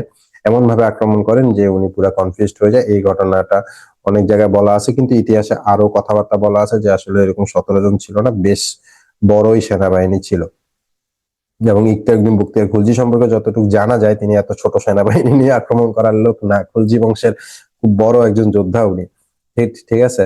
তো তিনি ছিলেন নদিয়াতে ছিলেন, আমাদের লক্ষণ সেন নদিয়াতে ছিলেন, এবং হচ্ছে নদিয়া থেকে উনি পালায় যান। নদিয়া থেকে পরবর্তীতে উনি গৌড়ের রাজধানী স্থাপন করে। প্রথমে ছিল নদিয়াতে রাজধানী, এবং লক্ষণ সেন তখন পূর্ববঙ্গের পূর্ববঙ্গে যেটা মুন্সিগঞ্জ মানে বিক্রমপুর মুন্সিগঞ্জের বিক্রমপুরে তিনি হচ্ছেন গিয়ে সাময়িক আশ্রয় নেন, এবং সেখান থেকেই তিনি বাংলার রাজত্ব চালাতে থাকেন, এবং খুব শীঘ্রই পূর্ববঙ্গ থেকে ফিরে এসে উনি ইকতারউদ্দিন বখতিয়ার খলজিকে পরাজিত করে বাংলা থেকে তাড়িয়ে দিয়ে পুনরুদ্ধার করেন। এই জায়গাটাই ইতিহাসে বলা হয় না, বলা হয় যে 1204 সালেই ঘটনা ঘটে যায়, কিন্তু আসলে ঘটনা 1204 সালে ঘটে না। ইকতারউদ্দিন বখতিয়ার খলজি পরাজিত হন, এবং পরাজিত হয়ে তিনি আবার পুনরায় গৌড় পুনরুদ্ধার করেন। তখন লক্ষণ সেন যখন মারা যায়, তার ছেলে হচ্ছে বিশ্বরূপ সেন, যিনি হচ্ছে 1606 খ্রিস্টাব্দে সেন বংশের রাজা হয়, এবং 1225 খ্রিস্টাব্দে পর্যন্ত তিনি হচ্ছেন গিয়ে ক্ষমতায় থাকেন। এবং 1225 খ্রিস্টাব্দে এই হচ্ছে গিয়ে সেন বংশের শেষ রাজা কেশব সেন, যিনি 1225 থেকে 1230 পর্যন্ত বাংলার রাজা ছিলেন, এবং তিনি হিন্দু ধর্ম অবলম্বী ছিলেন। ফাইনালি হচ্ছে গিয়ে সেন যুগের অবসান ঘটে, কিন্তু কিছু কিছু জায়গা তখন তারা হারিয়ে ফেলে। তাহলে এখানে যে কনফিউশনটা ছিল এতদিন তোমাদের, যে 1204 সালে সেন বংশের পতন ঘটে, ঘটনাটা কিন্তু সত্যি না। সেন বংশের পতন ঘটে 1230 সালে। ঠিক আছে। তবে হ্যাঁ, লক্ষণ সেনের পর থেকেই তারা ধীরে ধীরে তাদের রাজত্ব হারাচ্ছিল ইসলামী আক্রমণের মুখে, সেনাবাহিনীর আক্রমণের মুখে তারা তাদের রাজত্ব হারাচ্ছিল। কিন্তু লক্ষণ সেন পালা যাওয়ার পরে পুনরায় ইকতারউদ্দিন বখতিয়ার খলজি তার কাছে হারেন। এটা হচ্ছে গিয়ে সঠিক ইতিহাস। ওকে, এখান থেকে কোনো প্রশ্ন আছে? আমরা সেন বংশ পর্যন্ত শেষ করে ফেলছি, আমাদের আজকের যতটুকু সিলেবাস আছে আমরা ততটুকু শেষ করে ফেলছি। ইকতারউদ্দিন বখতিয়ার খলজি আবার 1205-এর পরে আর আসেন নাই, তিনি পরবর্তীতে আবার আক্রমণ করেন খলজি বংশের মাধ্যমে, এবং পরবর্তীতে আক্রমণ করে তিনি আবার দখল করেন। এটা আমরা পরবর্তী লেকচারে পড়বো। খলজি বংশ আমরা আরো পড়বো। এখান থেকে প্রশ্নগুলা দেখো তোমরা, পাটলিপুত্র কার রাজধানী ছিল, মৌর্যদের রাজধানী ছিল, এই ধরনের প্রশ্নগুলো কিন্তু তোমাদেরকে আমি এখানে দিয়ে দিছি, যে সেন বংশ পর্যন্ত যে প্রশ্নগুলা থাকবে। তারপর দেখো কোন সম্রাটের আমলে বৌদ্ধ ধর্মের প্রচার এবং প্রসার ঘটে। তারপর হচ্ছে কোনটি প্রাচীন নগরী নয়, এটা হচ্ছে বিশাখাপট্টনম হচ্ছে নতুন নগরী। ঠিক আছে। প্রাচীনকালে এই দেশের নাম কি ছিল? প্রাচীনকালে এই দেশের নাম ছিল বঙ্গ। এগুলো কিন্তু তোমরা ভালো করে পড়বা। ঠিক আছে। প্রাচীন যুগের কর্ণ সুবর্ণের অবস্থান কোথায় ছিল? মুর্শিদাবাদে ছিল। শশাঙ্ক প্রথম জীবনে কি ছিল? শশাঙ্ক প্রথম জীবনে সামন্ত ছিল। এই যে দেখো, এই ধরনের প্রশ্নগুলা কিন্তু প্রিলির জন্য এখন ইম্পর্টেন্ট, একটু ভিতরে ডিপ ডাইভ হবে। আরো প্রশ্ন আছে, আরো আছে। ওকে, তাহলে কি এবার বলো, আজকে কি পড়বা? ইসলামী ইতিহাস পড়বা? আমাদের প্রথম লেকচার শেষ, আমরা কি ইসলামী ইতিহাস শুরু করব, নাকি আমরা আজকের লেকচার পজ দিব? অলরেডি প্রায় 1.5 ঘন্টা হয়ে গেছে লেকচারের। সমস্যা নাই স্যার, কন্টিনিউ করা যায় তো। তাও মনে কন্টিনিউ করে কোনো মানে হবে না, তোমরা বোর হয়ে যাবা। তো আমরা একটু আলোচনা করি, আমরা কি বললাম। আমরা প্রথমে সিলেবাসটাকে দেখলাম, যে সিলেবাসটাকে আসলে কোন জায়গাগুলো ইম্পর্টেন্ট করতে হবে। এখন তোমাদের প্রশ্ন হইতে পারে, স্যার আপনাদের লেকচারের, আপনাদের কোর্সের বাইরে বাইরে কি পড়তে হবে? ভুলেও কারেন্ট অ্যাফেয়ার্স এর সাম্প্রতিক কেউ পড়বা না। প্রথম বিষয় হচ্ছে এটা, ভুলেও সাম্প্রতিক প্রশ্নে হাত দিবা না। ঠিক আছে। সাম্প্রতিকের জন্য আমরা আলাদা সময় রাখবো, আলাদা সিলেবাস দিব, আলাদাভাবে পড়াবো, কোনো টেনশনের কিছু নেই। ঠিক আছে। এরপরও সাম্প্রতিক 3টা থেকে 4টা প্রশ্ন আসবে, যার 2টা থেকে 3টা প্রশ্ন আমরাও পারবো না, তোমরাও পারবা না। ঠিক আছে। সুতরাং না পারার চেয়ে নেগেটিভ মার্কিং এর চেয়ে 0 মার্কিং ইজ বেটার। এখন তোমরা আমাদের পড়ার বাইরে কি পড়বা? তোমরা আমাদের বইটা পড়বা, যাদের কাছে বই নেই কালেকশন করবা, যারা দ্রুত কালেকশন করবা তারা পাবা। এরপরে হচ্ছে গিয়ে আন্তর্জাতিকের মতো আমরা স্যারেন্ডার করবো যে আমাদের কাছে বই নাই, বইটির দাম কত হয়ে গেছে। তো এরপরে তোমরা কি করবা, কি পড়বা? অনেকে বলছো যে আমাদের কাছে MP3 আছে, আমাদের কাছে জর্জ আছে, আমাদের কাছে হ্যান আছে, আমাদের কাছে ত্যান আছে। ঠিক আছে। প্রথমত বাজারের এসব কোনো বইকে আমি বই মনে করি না, আমি এগুলাকে বইয়ের সংজ্ঞায়ও ফেলি না। এগুলা ভালো বই হইতে পারে, এগুলো আমরাও পড়ছি, কিন্তু আমি এগুলাকে মনে করি যে এই বইগুলো যারা লিখছে তাদের BCS এর বই লেখার যোগ্যতা নাই। BCS এর বই লেখার জন্য শুধুমাত্র মানে তথ্য থাকলেই হয় না, টাকা থাকলেই হয় না যে বই ছাপাই দিলাম। BCS এর বই লেখার জন্য BCS এর প্রশ্ন বুঝতে হয় যে কি প্রশ্ন আসবে পরীক্ষায়। ঠিক আছে। এবং মাথায় থাকতে হয় যে একটা স্টুডেন্টকে আমি কি পড়াবো, সে রিটেনে গিয়ে কি লিখবে। যেমন আমি তোমাদেরকে আজকে যে চ্যাপ্টারটা পড়াইলাম এটা হচ্ছে রিটেনের চ্যাপ্টার নাম্বার 3, বাংলাদেশের হিস্টোরিক্যাল ক্রমবর্ধমান ক্রোনোলজিক্যালি হিস্টোরিক্যাল রিলিভেন্স আলোচনা করতে বলবে। ঠিক আছে, এখানে ভাইভাতে খুব রেয়ারলি প্রশ্ন করে, কিন্তু মাঝে মাঝে ঢুকে যায়। এই যে তোমাদেরকে পড়াইলাম যে লক্ষণ সেন কি পরাজিত হয়েছিল ইয়ার কাছে, তখন ভাইভাতে প্রশ্ন করে, তখন বলছে হ্যাঁ হ্যাঁ 1204-এ পরাজিত হয়েছিল। বলে তারপর তারপর তারপর তো নাই, লক্ষণ সেন মারা গেছে, পালাই গেছে। তখন আর সে আনসার দিতে পারে না। মাঝে মাঝে প্রশ্ন করে ফেলে, তখন আমাদের স্টুডেন্টরা বিপদে পড়ে যায়। তো এই যে মানে একটা জিনিস যখন পড়াই তখন প্রিলিকে মাথায় রাখা, রিটেনকে মাথায় রাখা, ভাইভাকে মাথায় রাখা, ঠিক আছে, একটা স্টুডেন্টকে ওইভাবে প্রস্তুত করা যাতে স্টুডেন্টটা ভবিষ্যতে ক্যাডার হইতে পারে। এটা হচ্ছে বাজারের বইগুলো এদের এসব মাথায় নেই, এদের মাথায় হচ্ছে ধান্দা, কেমনে ধান্দা করবে, আর হচ্ছে তোমাদের থেকে পকেট থেকে কিভাবে টাকা নিবে। তো এই জন্য আমি এগুলোকে কোনো বই মনে করি না। আর আমি সবসময় বলি যে বই কেনার আগে দেখো বই কে লিখে। যে কোনো বাংলাদেশের যে কোনো ক্যাডার যে কোনো বই লিখছে, তুমি যদি শিওর থাকো যে ওই ক্যাডারই বইটা লিখছে, তাহলে বইটা কিনে ফেলো। যত টাকা দামি হোক, যত বাজে বই হোক, মানে কোনো সমস্যা নাই, তুমি বইটা কিনে ফেলো, তুমি বইটা পড়ো। যদি সত্যি সত্যি একটা বিশেষ ক্যাডার হওয়ার পরে একটা ছেলে একটা বই লিখছে, একটা ছেলে বা মেয়ে একটা বই লিখে, সেই বই তোমার কোনো না কোনো কাজে দিবে, কারণ সে তোমাকে মাথায় রেখেই লিখছে। আর উইদাউট বিইং এ ক্যাডার যদি বই লিখে, তাহলে সেই বই তোমাকে 70% কাজে দিবে, বাকি 30% কাজে দিবে না। কারণ হচ্ছে বাকি 30% সে তার মুন্সিয়ানা দেখাবে। ঠিক আছে, বাংলাদেশ বিষয় বলি আগের বইটা আছে, এখনো আগের বইটাই, নতুন কোনো বই নেই।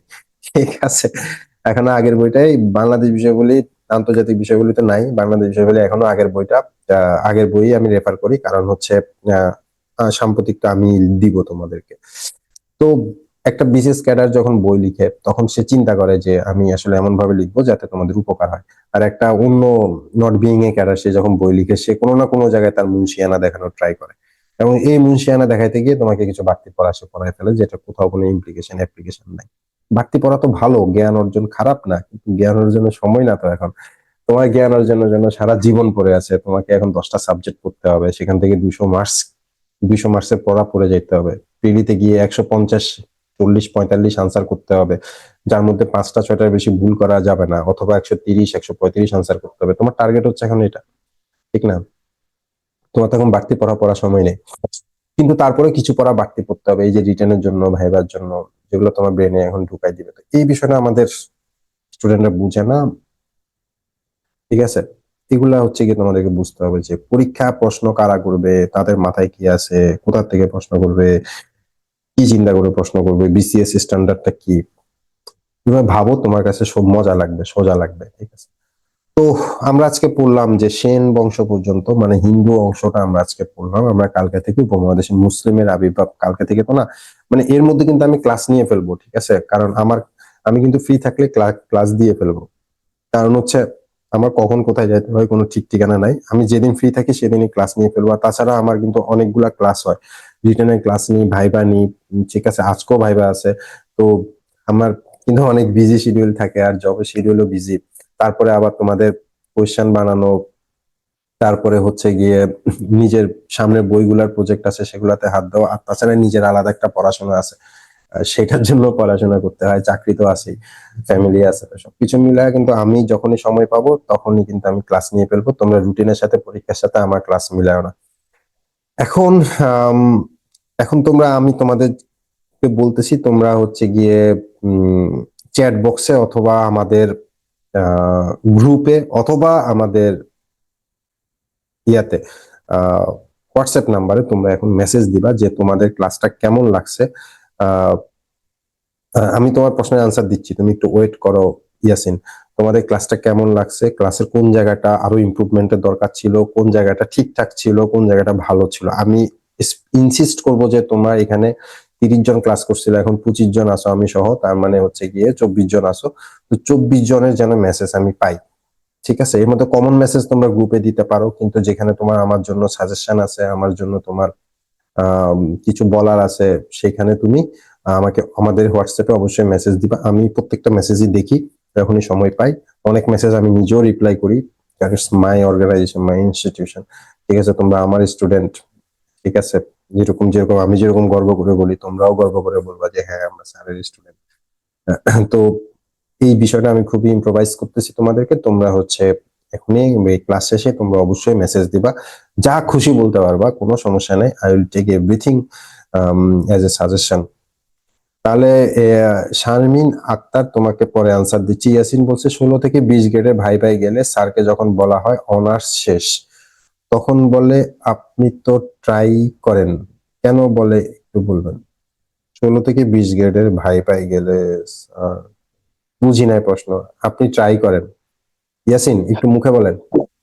মানে যখন হচ্ছে 16 থেকে 20 গ্রেডের ভাইবা অনেক সময় যাওয়া হয়, তখন স্যার জিজ্ঞেস করে যে আপনি কি করতেছেন, বলা হয় স্যার যে অনার্স রানিং বা হচ্ছে শেষের দিকে ফাইনাল ইয়ার এরকম বলা হয়। তখন বলে তো আপনি তো হচ্ছে ট্রাই করতে থাকেন, আপনি কেন এই 16 থেকে 20 গ্রেডে আবেদন করছেন আচ্ছা বা ইয়াসিন, আমি আপনার প্রশ্ন বুঝছি, আপনি আমাকে বলেন যে আপনি কেন 16 থেকে 20 গ্রেডে যান, কি কারণে যান, স্যার কি আসলে দরকার চাকরিটা? আবেদন করা হয়, আর দ্বিতীয় কথা স্যার আপনি চাকরিটা দরকার বলেন, আবেদনের প্রশ্ন বলতেছি না ইয়াসিন, আপনার চাকরিটা কেন দরকার এটার একটা কারণ বলেন, একটা বললেই হবে। আসলে স্যার তখন তো মূলত স্যার এখনো তো বেকারের স্টেপে আছে, এই জন্য আসলে চাকরিটা এটা হলে কোনো তো কারণ ভালো। না, আপনার চাকরিটা দরকারের কারণ বলেন। বেকারে আছেন, এটার জন্য চাকরি দরকার সেটা তো না। আপনার চাকরি কি ফ্যামিলির জন্য দরকার, নাকি গার্লফ্রেন্ডের জন্য দরকার, নাকি চাকরি নেই এটা আপনি মানতেই পারতেছেন না? ঠিক আছে, এই জন্য দরকার।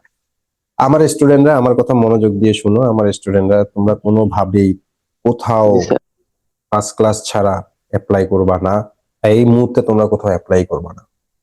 আমার সাজেশন যদি মানো, তো আমি যখন প্রিলি পড়ছি আমি কোথাও অ্যাপ্লাই করি নাই। এত ব্যাংকের সার্কুলার, এখন তো তোমাদের সার্কুলার কম, আমাদের প্রতি সপ্তাহে পরীক্ষা ছিল, এত সার্কুলার গেছে, এত নন ক্যাডার। তুমি তো 16 থেকে 20 গ্রেড বললা, 11 গ্রেড, দশম গ্রেড, 13 গ্রেড, কখনো অ্যাপ্লাই করিনি আমি, কখনো আমার জীবনে শিক্ষক নিবন্ধন পরীক্ষা দিনে, কলেজ নিবন্ধন পরীক্ষা দিনে।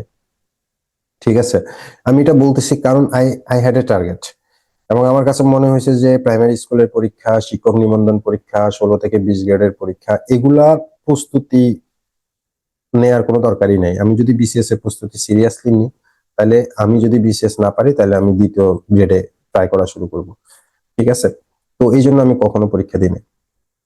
তো তোমরা কখনো কোথাও পরীক্ষা দিবা না, কোনো দরকার নেই পরীক্ষা দেওয়ার, কোনো দরকার নেই অ্যাপ্লাই করার। তোমার হাতে যদি সময় থাকে এবং পকেট এবং পেট চালানোর মতো সামান্য পরিমাণ টাকাও থাকে, তুমি পরীক্ষা দিবা না।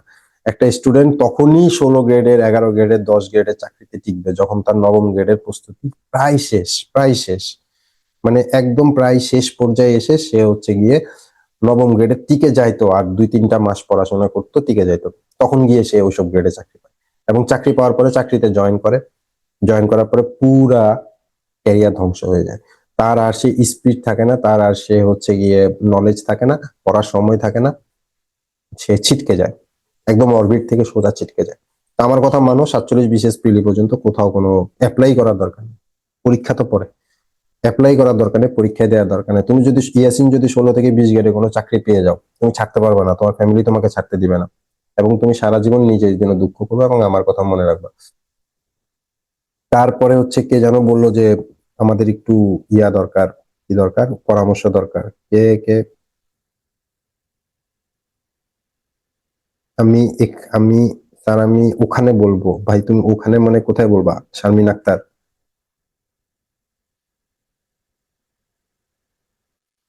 ওখানে আমি বুঝতে পারতেছি না। প্রিলির পাশাপাশি রিটেন প্রস্তুতির জন্য কিছু করার দরকার নাই। আমরা যখন তোমাদেরকে নোট দিই, আমরা যখন তোমাদেরকে নোট দিই, দেখবা যে কিছু নোট অনেক বড় বড় হয়ে যায়, তোমরা বলো যে এগুলো কি দেন, এগুলো কেন দেন। এগুলো রিটেনের জন্য দিই ভাই, রিটেনের জন্য পড়াশোনা করার জন্য দিই। নোটগুলো সেভ করে রাখো, মাঝে মাঝে চোখ বুলাও, কাজে দিবে।